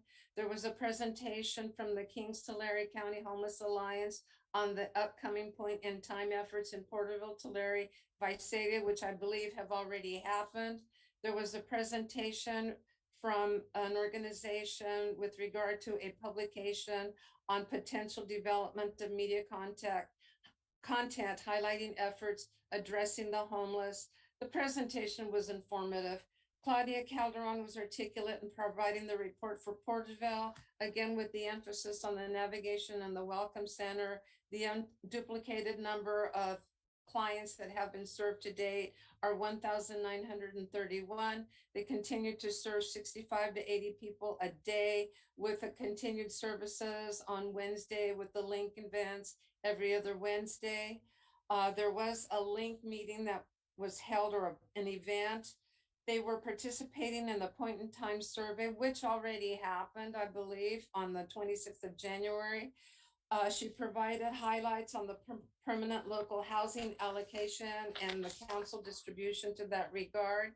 These presentations are informative. They are on the Facebook video, Tulare County Health and Human Services, Tulare County Task Force on Homelessness. The Council of Cities Committee was canceled. There's nothing to report on January the 19th. The City Selection Committee, I attended that meeting at the request of Mayor Reyes. It was to adopt, I will go into, the immediate adoption was the resolution to continue to hold remote meetings and the election of the chair and the vice chair. The outcome was the chair, Steve Nelson, with a unanimous 5-1 vote. I was the 1 nay vote. Vice chairman for this committee is Barbara Sally, unanimous vote of 6-0. The minutes were approved. The appointment of a regular member to the San Joaquin Valley Air Pollution Control District on the Citizens Advisory, Mr. Dennis Medeiros of Tulare. I'm not able to tell you who the alternate is because I didn't write it down. The next item of business was to discuss and consider the approval of the amended and restated rules of procedure. It was important to be at the table for this meeting. The process and order of business had to be addressed. I thank Mayor Reyes and Mayor Mendoza for their diligence to this regard. The particulars of the city selection committee is to having meetings conducted by an official versus a clerk in the role of chair and vice chair, a protocol process of courtesies and order. The committee reviewed the amended and restated rules of procedures. Each item was brought to the table for discussion and clarification. There was a scenario that was placed forth that sometimes a member enters a virtual meeting after a roll call. Somewhere during the meeting, it should be noted by the person who is allowing that individual in to announce so that it would go on record. It had to do with an issue of a vote in progress, or wait for the member to enter and acknowledge it by the clerk. As I was addressing this issue, just at the moment, Mayor Boyer entered the meeting, and it was very well received as the discussion led. After lengthy review with regard to the amendments, this item was unanimously approved by the members present. That concludes that report. The San Joaquin Valley Air Pollution Control District, that will be a carryover to the next meeting, Mayor Reyes. The TCAC Sustainable Corridors Committee, we met on January the 20th. The approval of the minutes. The Clean California Local Grant Program, Caltrans provided the update with regard to the local grant program, shared the components, the local jurisdictions, the roadway parks. There are monthly meetings statewide. Applications were actually due today for the local partners. They were all electronic. Highlight to state projects were made, reference to the screening project lines, the planting without water, etc. All of these projects are anticipated to be done by June of 2023. Litter abatement, reference made to dump days, meeting with the county, looking to partner with Tulare and Porterville. They're looking forward to a city council meeting date in February, March for Porterville. The membership list with regard to the corridor beautification strategies, I want to thank Jason Ridenour for doing a wonderful job in providing the update for the litter abatement pilot program. He shared communications with regard to the project, the CSET agreement, inclusive in his presentation were the community identifiers with regard to the Mighty 190. Mary Alice Escarcega-Fetchner of CSET, she's the director, was invited to do a presentation to the committee to provide information of the services and programs that are available through the organizations. That concludes this report. More will follow as you see that the beautification strategies and the projects that are coming in the future on the corridors of 65, 99, 190, and 198. Cal Cities, New Mayors and Council Members Academy. I believe Council Member Carrillo. Yes, I can give, if it's okay, Mayor Pro Tem, I would like to combine. Yes. Please. Okay. So I'll just provide, we're covered over it was a total of 4 days of a training, actually very helpful, excellent training, a lot of information provided. Some of the topics were just irregular meeting of city council, do's and don'ts of conducting a meeting. It was a sort of a role play, very informative and entertaining. I thought they did really well in presenting information of just how we function and do not function in a city council meeting. Another topic was just Cal Cities and how to use the resources, developing an effective city council and city manager team. I'm happy to report, I feel like we fell in that key to good governance and our teamwork with the city staff. We had a presentation on financial responsibilities. And then carrying over into the next 2 sessions, some of the topics were effective advocacy and key city issues, policy role in land use planning, legal powers and obligations, and then social media, digital communications. So we had some really good topics. The good thing was that all the topics, we were able to download PowerPoints for each of those. So those can be shared back with other council members. And then we received the 2022 new mayor and council member resource guide, which is full of information. We received a lot of information on the Cal Cities membership and then just a road sources. All the topics that were presented and all the sessions are within that resource guide as well. So we have a physical copy of the resource guide, and then we have all the different PowerPoints. And I can share those with any of the council members that were interested. And then with that, just going through the Cal Cities website and information on there with all the different links, there's a lot of statistics on there that are relevant to the state cities. Some of those really briefly were that they listed there's 477 member cities involved, 55 Cal Cities, there's board members, 55 of them. There's 16 regional divisions, 9 professional departments, and 5 diversity caucuses. All really valuable information for myself as a new council member, and just really looking forward to more trainings like that, conferences, and then hopefully being able to do this in person some point. And that concludes my report. I appreciate the information and I also appreciate your attendance, and you actually learned quite a bit, especially with the social media and the aspects of what you can and you can't and different processes. But thank you for sharing that information. Okay, we will now go into the San Joaquin Valley Early Action Planning, the REAP. I attended the meeting.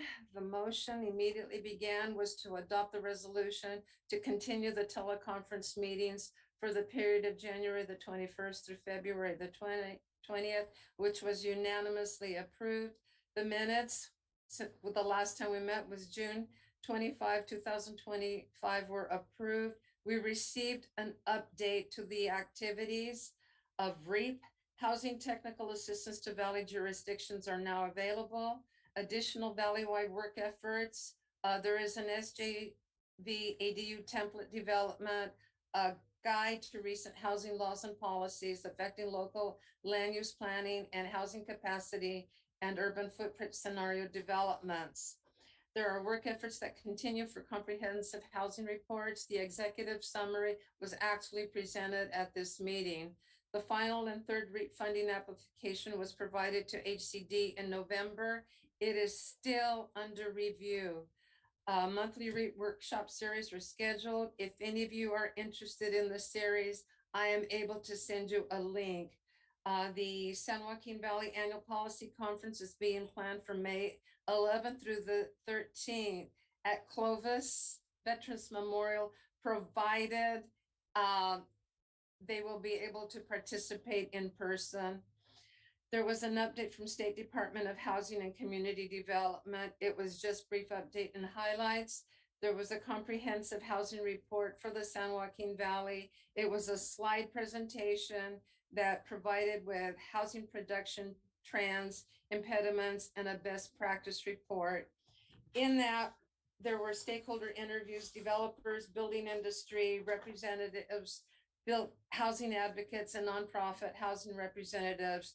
Directors and staff of the 8 Valley MPOs participated in the interviews. Discussion topics included the housing issues. Housing report provides the detailed interview results. It also includes the city encounter planner survey. The overview was population, economic and housing trends, characteristics that distinguish the valley from other parts of the state, total population by county 2020. There was regional population and an annual growth rate, regional housing units. You would almost have had to see the PowerPoint, the slide presentation to see the charts and the demographics of what they were sharing. They did highlight on medium home sales, medium monthly rents, housing costs, and cost burdens to household. They spoke of general plans, the policies and the programs, housing production and ownership, land availability. They made reference to annexations, sphere of influence, county islands, and municipal space service infrastructure for the disadvantaged, unincorporated communities, water conservation and management, surplus public land, agriculture, and preservation. The housing report executive summary provides a detailed information. If anyone is interested to this regard or any of the things that were highlighted, I will be able to send you the link. You just need to let me know. That concludes that report. Okay, the Porterville Area Development Authority, that would be Mayor Reyes. That would be a carryover to the next meeting. If it pleases you, Mayor Pro Tem, I can provide, or as an ex officio board member, can provide you Then please do. a report of that. So Please do. The meeting was conducted at the in the council chambers of the Tulu River Tribal Council, really it was a matter of updates relative to projects that fall under the purview of PATA. So there was an update provided on the ongoing construction of the tertiary treatment facility. There was an update provided in terms of 100% plans that have been completed for the storm drain basin that will be developed as an environmental document. Has been released and will be coming to the city council for consideration. And then thirdly, There was an update to a conversation with regards to transportation improvements in and around the airport area in conjunction with development of the Eagle Mountain Casino, which discussions as well as environmental review will begin in looking at the rerouting of West or the extension of West Street connecting to West. Those are subjects of discussion. And the next meeting is scheduled for Thursday, February 17th at 3 o'clock in City Council chambers. Thank you for that information. The next one would be the Tulare County Association of Governments. I am going to carry that one over to the next meeting. There was a lot of discussion and it was very detailed, but I still have more reports to report out on. The Tulare County Regional Transit Agency, is there someone that can report on that one? Or is that one that we need to carry over? I have to carry that one over. We will carry that one over. Okay, that would be Mayor Reyes. The Tulare County Economic Development Corporation. The first order of business was the approval of the employment contract for the president CEO, and it was unanimously approved.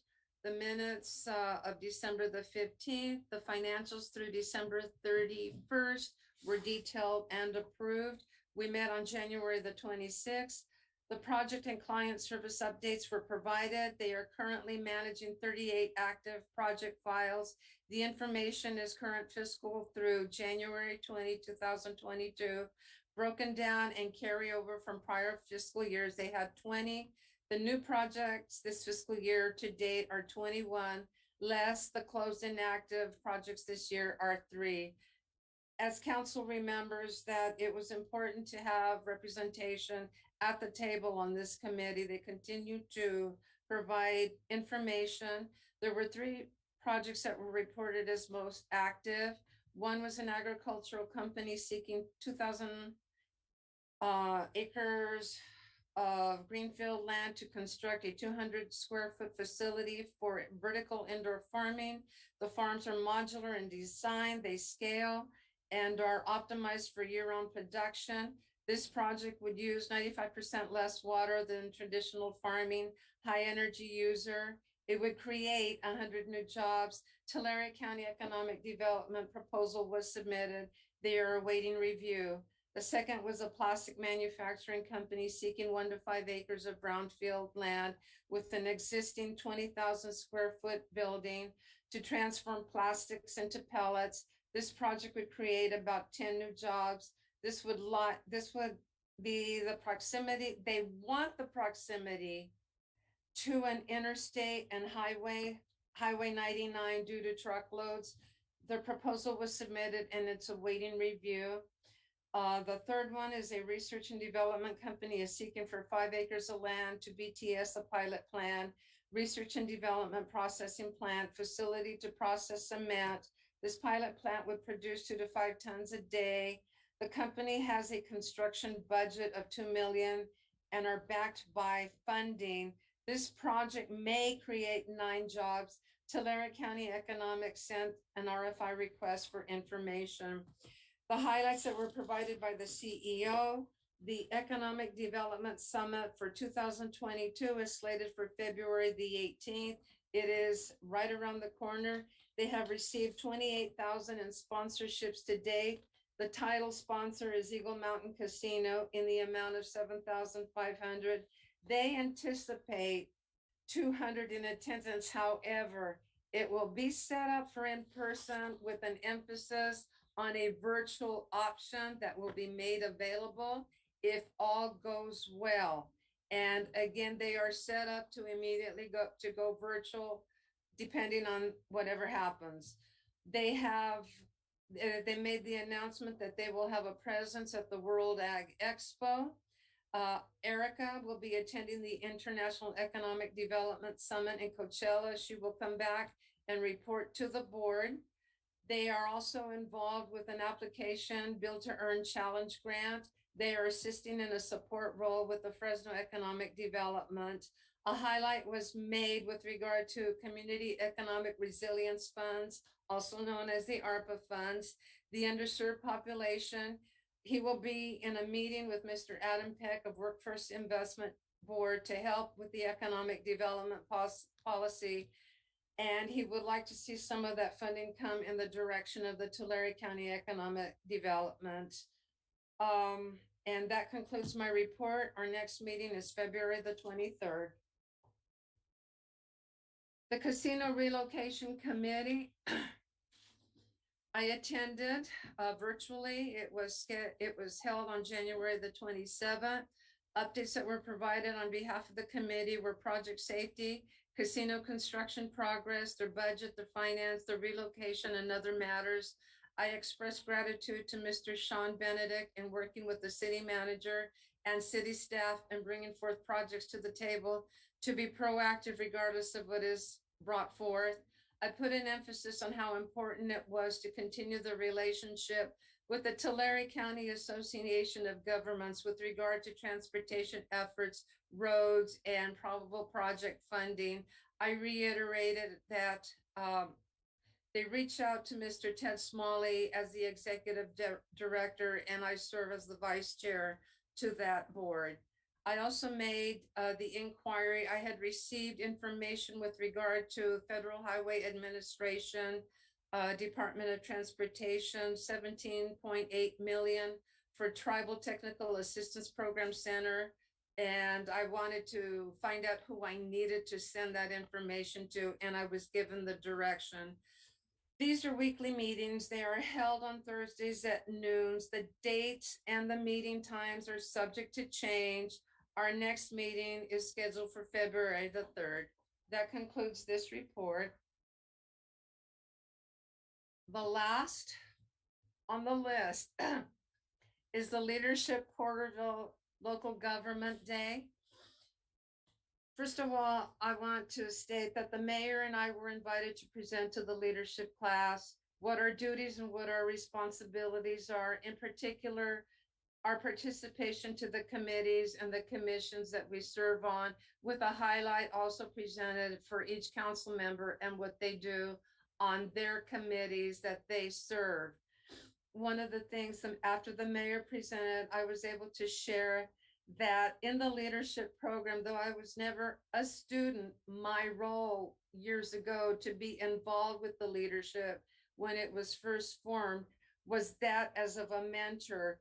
During 3 separate years of that program, I was able to mentor 3 ladies from the community, one from the Tule River tribe who wanted to be mentored in the governmental role and collaborations, one young lady who wanted to be involved in the community service, and the other was a young lady and member of the community that wanted to run for office and wanted to know what the campaign and the fair political practice was. It was an honor to be there because you see the participants, and I got to share where I began serving on numerous boards in different capacities, in addition to serving as an elected to the hospital board. And before I decided to run for city council, I had attended city council meetings for 13 years, and how some of those conversations that were held 13 years prior to my wanting to run for office are decisions that we are making now on the dais that have been taken other previous council members that took the lead to bring those projects to fruition. Then as we went down the list of the committees, we were able to share what our responsibilities were and how they align with the projects locally for the city, from transportation, water, housing, and homelessness, etc., and infrastructure. I want to say once again, thank you for having us there. I know that it was healthy and they had questions, so it was good participation, and that concludes my report. We will now go into reports.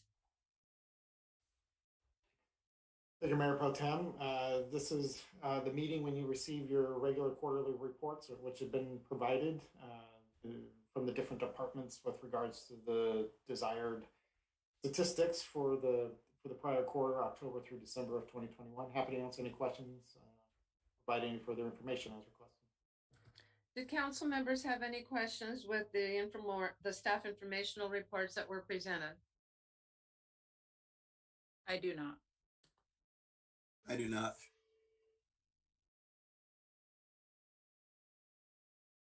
Trying to find my mute button here. No, I have no questions. Thank you. Thank you very much. Since there be no questions, we will now move on to the consent calendar. All consent calendar items are considered routine and will be enacted in one motion. There will be no separate discussion of these matters unless a request is made, in which event the item will be removed from the consent calendar. All items removed from the consent calendar for further discussion will be heard at the end of scheduled matters. I am going to ask council, how do they wish to proceed?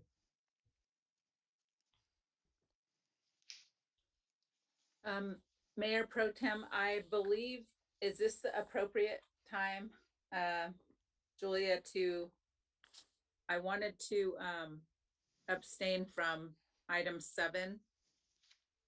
Oh, sure. Yes, now would be the time to note that. Okay, just potential or perception of a conflict there for myself.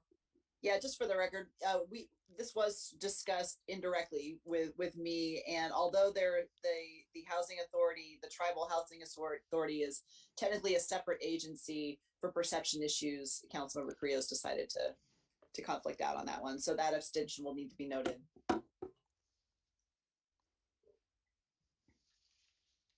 Okay, we have the abstention noted on item number 7. How does the council wish to proceed on items 1 through 18? Mayor Pro Tem, I'd like to make a motion to accept items 1 through 18 with the exception of Councilwoman on item 7 abstaining. We have a motion. I second it. Okay. Okay, we have a motion by Councilmember Stowe and we have a second by Councilmember Tate. No further discussion. Please call for vote. Councilmember Tate.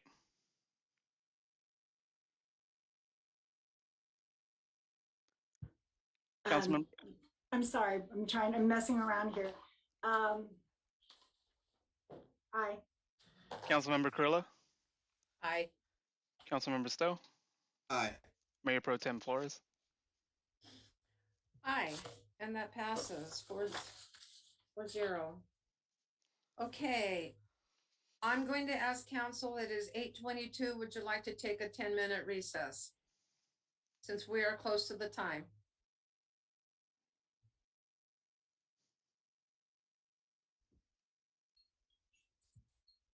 I'm okay.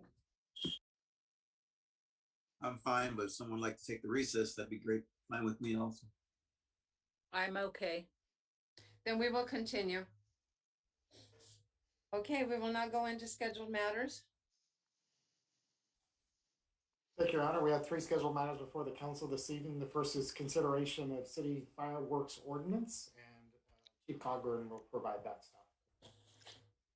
Your Honor, before we go on with that, that was put on the agenda by the mayor. If we can just hold it over till he comes back to discuss this. Councilmember Stowe, I would have to concur with that because that is an item that was put on the table by the mayor and he is not here, and I would like to have him included in the discussion.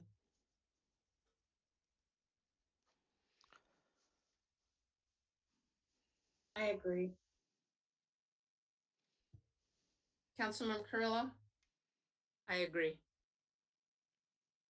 Then this item will be brought forth at a future council, to the next council meeting.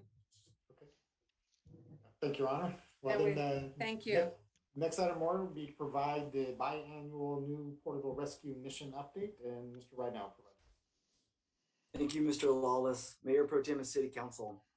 At its meeting on June 18th of 2019, the City Council adopted Resolution 43-2019 approving the conditional use permit, CUP 2018-41-C for the new Porterville Rescue Mission.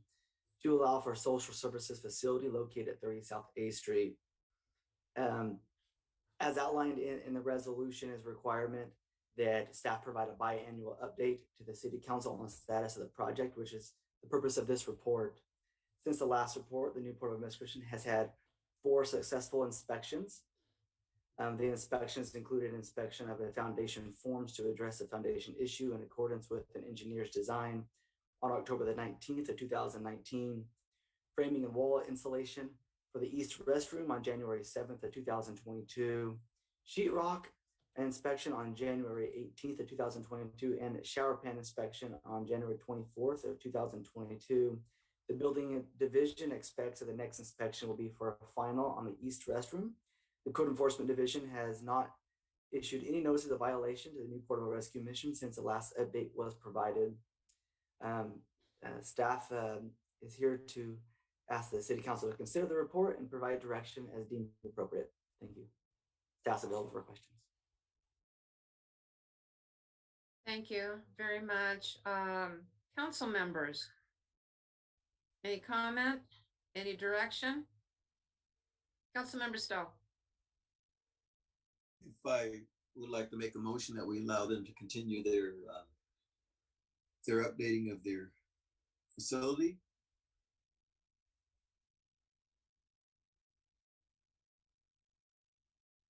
Really don't need any particular action there. This is a part of the reporting mechanism for the conditional use permit that they fall under. In the event that there needed to be action taken, there would need to be the scheduling of a public hearing. Good. I'm just glad to see that they're making progress and they're abiding by the codes and doing things that we have asked them to, and I appreciate that very much. And thank you for those comments, because if there was since there is no motion, I want to say that I was pleased to see the report and that they continue their efforts with the things that they have to do. Any comment, Councilmember Carrillo? Yes, I agree. I want to thank them also for making the efforts to be compliant, and thank you for the city staff for supporting them and reporting. Councilmember Tay?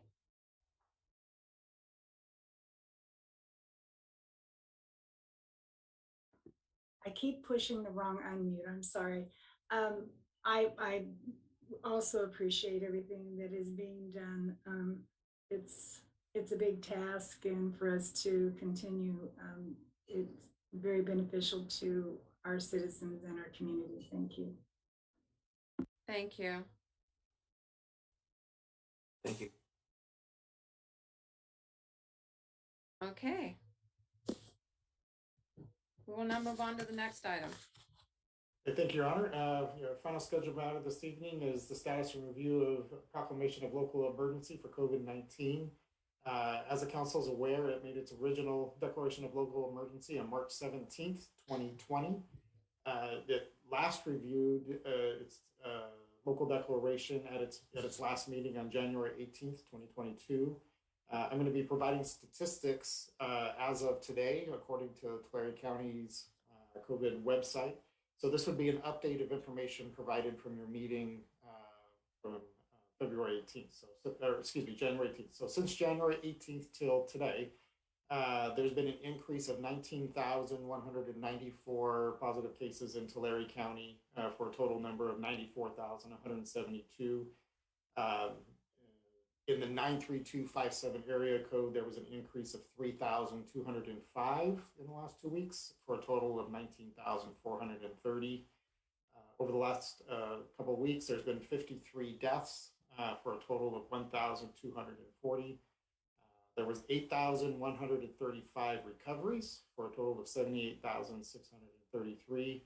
And in comparison to 2 weeks ago, active cases, there is 11,006 more for a total of 14,299 active cases.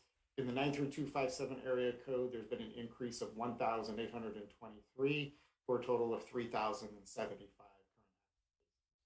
In the last 2 weeks, there's been an increase of 2,360 vaccines administered for a total of 270,558. Current hospitalizations reported there's been an increase of 57 over the last 2 weeks for a total hospitalized today of 174. At Sierra View Medical Center is 29, which is an increase of 17 over 2 weeks ago. Confirmed, out of the 174 hospitalized, 171 are confirmed, which is 55 more than 2 weeks, and 3 are suspected, which is an increase of 2. Again, at Sierra View, of the 29 hospitalized, 26 are confirmed, which is 18 more than a couple weeks ago. And there are 3 suspected, which is 1 less than 2 weeks ago. In the ICU, there are 20 COVID patients in the ICU, according to the county's website, which is 7 more than 2 weeks ago. Sierra View doesn't separately report COVID versus non-COVID, but there are 7 in the ICU, which is an increase of 1 2 weeks ago. PDC remains in its warm status as a regional care facility. And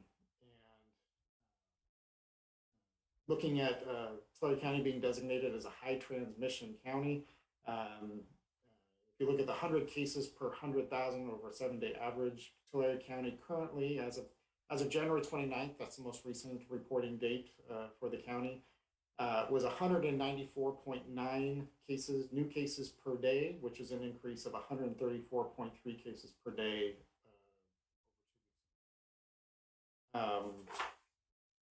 Over the since your last meeting, you had community roundup event in partnership with County Tulare, Sierra View Medical Center, and Imperial Ambulance that saw 2,519 individuals vaccinated, which included 627 first vaccines, 307 second vaccines, and 1,505 boosters. There's been a total of $1,477 of the city's ARPA funds expended, which have gone to support local businesses, in particular restaurants, as well as in conjunction with other events on Main Street. In light of that, that'll be a consideration of the council, given that its action that it took for the January, back in December for the January events would be to consider whether to continue into February, which following the cycle of administration of vaccines and boosters would be February 17th, 19th. So I'll come back to that as a question to the council. City unpaid utilities for the month of December grew $107,631 for a total city unpaid utilities current as of December 31st of $1,356,234. Of those unpaid utilities, water is the largest utility affected at $667,294. Next is sewer at $366,171, and then refuse at $322,769. And that does not take into account late fees either, which would have been $373,595 for the both the moratorium and the imposition of failure to pay. The city did submit an application to the state for the state water arrearage payment program. It applied for $1,047,940, to which the state made an award of $324,000. So with that, considerations for the city council would be that it review and determine the need for continued local emergency, ask that you consider approval of draft resolution AB 361, which allows for electronic participation in Brown Act bodies. And then also, as I stated, in February, following the community roundup cycle is what I'll call it, every 3 weeks, would come to February 17th, 18th, and 19th for council's consideration and direction. Happy to answer any questions or providing. Does council have any questions? See that there are no questions. How does council wish to proceed?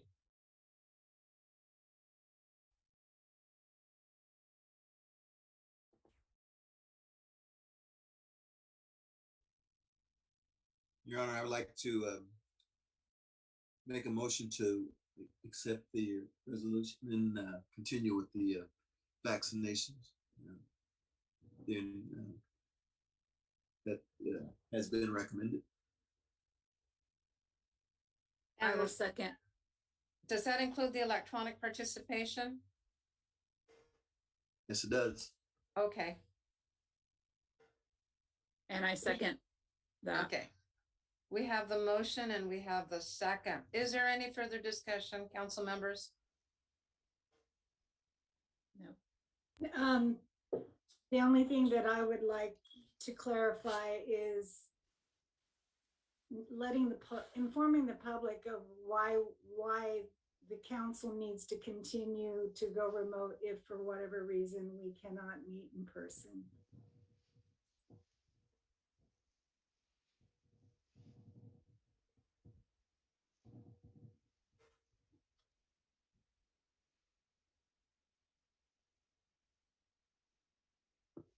Are you Legal asking- counsel.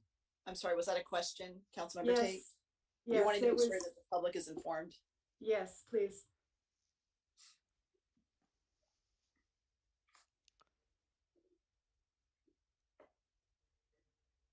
Would you please do that for Oh, us? sure. Thank I mean, you. you wanted to know when they will be, or I'm sorry. No, I'm I just misunderstanding the question. want them, I know that I heard some public discussion about it. We had a huge participation today on Zoom. And why it's so important that we approve this and continue this in emergency situations. There's a number of reasons why that it's important that if for whatever reason we can't do it in person, we do it by Zoom. Right. So the state law that allows for it, actually, you can do several things. We were doing hybrid before. You can go solely virtual if you need to, as long as you're providing telephonic and video conferencing capabilities, which actually were on display tonight. I know there were minor technical difficulties in the beginning, but we also had good public participation via public commenting, which is much appreciated.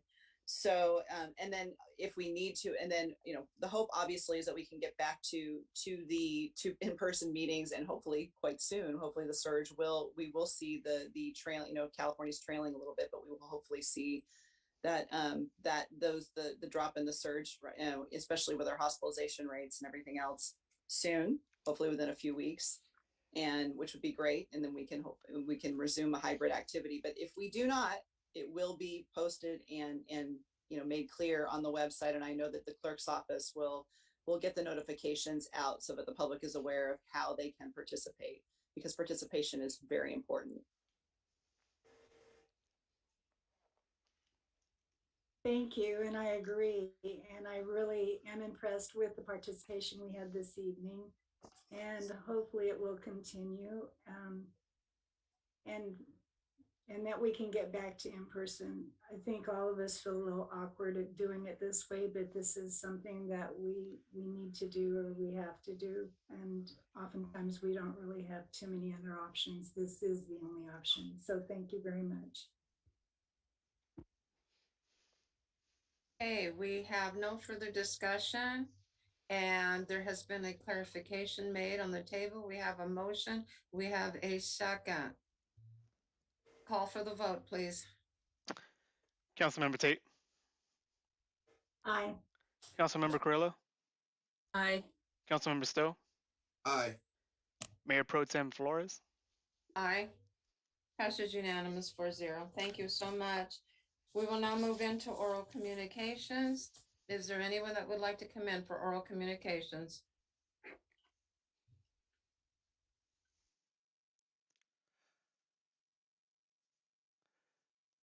Your Honor, I would just like to remind the members in attendance right now, if they do wish to speak, to signify that they would like to by raising their hand.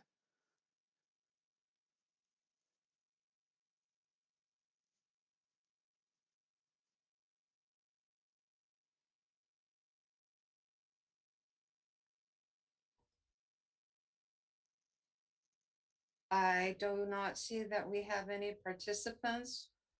That is correct. That is correct. Okay, then we will move on to other matters. Councilmember Stowe, I'm going to start with you.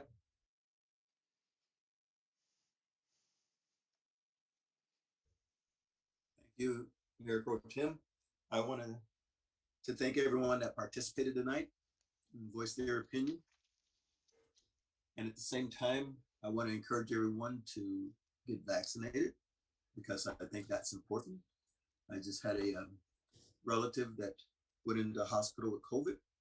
It was very serious because he had underlying conditions, and the doctors told him bluntly if he hadn't had the vaccination, he would have died. And so I know it's a difference of opinion for a lot of people, but I just think it's important that you get vaccinated, wear your mask, and do things, and not to die over politics. You know, life is more important. You know, and if you get to that point, you'll understand. I've been there. I know exactly what I'm talking about because you get to the point of death or die, you know how important life is. And so I encourage everyone to get vaccinated and wear their mask as much as possible when they're in public place. Thank you. Thank you. Councilmember Carrillo. Thank you, Mayor Pro Tem. Just a couple of comments. First of all, thank you to the community that participated and shared their views. I think that with those set of views, we also have a lot of other views that we get comments, emails, and calls about. And we're just trying to make the right decision for the safety and health of our community and follow laws that are in place and support our officers and staff that are really trying to do a lot of work right now in a really rough, challenging time. I would like to mention, I won't say the names, but there's 3 funerals this week on the reservation alone. 1 scheduled for next week. There's a lot of people in the hospital. There's people that we know in the hospital. And to me and to those families, I believe that's viewed as an emergency. And just because there's not tents outside doesn't mean the hospitals aren't full. And not just Porterville, Visalia's hospitals, the staff, I think, I mentioned a couple, I believe it's probably a month or 2 ago, we got a report from the Imperial Ambulance manager. And I thought it was very a significant report that he gave. It wasn't just data and numbers. He talked about how, short staffed they are, how stretched thin they are with as far as the service they're trying to provide, but also what those medical staff are going through by seeing the different patients that they're having to take, to the hospital. So, I mean, those types of things are the things we do hear a lot of information. We don't make any decision rash. That we get these packets are full of information, not to mention weekly and sometimes daily meetings that go on between the staff and the council members. So, there's a lot of information that's not always shared in these meetings. That doesn't mean it's not public. It's just there's so much information to go through. But I do want to acknowledge the staff that put all these items together for us and provide us the one-on-one interactions weekly. I really appreciate it. It helps me be informed. I feel confident in the decisions that I make and just, vote on. So thank you. And I just want to, acknowledge those families that are suffering right now and with the losses, and also those that, have sick family members, whatever it be, and having trouble getting in those hospitals and medical facilities. That's all. Thank you very much. Councilmember Tay. Just an overview. Since COVID has dominated all of our lives, has impacted us in one way or many others. This has been going on since March of 2020, and here we are in January or excuse me, February 1st of 2022. And we were essentially in, it felt like lockdown, but really it wasn't prison. We just had to self-isolate. We had to wear protective PPEs. We did not have a vaccination. Finally, that was introduced in February of 2021. And since then, this community has made a large effort to ensure that people can get their vaccinations. And it impacted our local businesses. And we were losing businesses. People were losing jobs. So there was a lot of remarks made that people just didn't want to work. Well, no, those jobs just weren't there for them because of COVID. So our programs that we've been doing, the grants that we were given has helped to vaccinate people. And we were able to provide, we didn't even have PPEs when this epidemic or pandemic began to protect ourselves. We have those things, those tools are available. And so now we've seen that we've been able to, I was thinking about this when I was watching the Super Bowl. 2 years ago, last year, we didn't have Super Bowls. We didn't have all of this public spectator stuff, but we're there now. And we're just coming around the bend. But we are, as city council, we have to follow mandates. We all swore to uphold the Constitution. We are citizens of this town ourselves. And I'm very, very grateful that all of you participated tonight via Zoom. And I look forward to talking to you face to face in person in the future. And hopefully we can get back to that real soon. There's been cases of COVID going on everywhere. It's affected us. I've lost family members and friends. I personally have been hospitalized twice myself, and for a matter of days. And so I see from the inside out. I'm also a retired healthcare professional. And so infection control is essential. So anyway, thank you so much. Again, our jobs are 24/7 on council. We attend, there's massive documentation to support everything that's on the agenda that we review and study. We attend all of these different committees that we're assigned to. And we are making a lot of progress, and we have many things to look forward to. So thank you very much. And I think that's about all I have to say. Thank you very much to the council members that have expressed themselves this evening. It isn't easy. The virtual meetings are not easy for any of us, but I'm also aware that we're not alone because of the illnesses that have affected several agencies, as the healthcare district, the school district, and of course, it's to minimize the exposures. There was a comment that was made with regard to everything is busy, everything is open. Well, I will also take the consideration that it will minimize exposure, especially for the city staff, so that they can be proactive to have the operations for all the services within the city.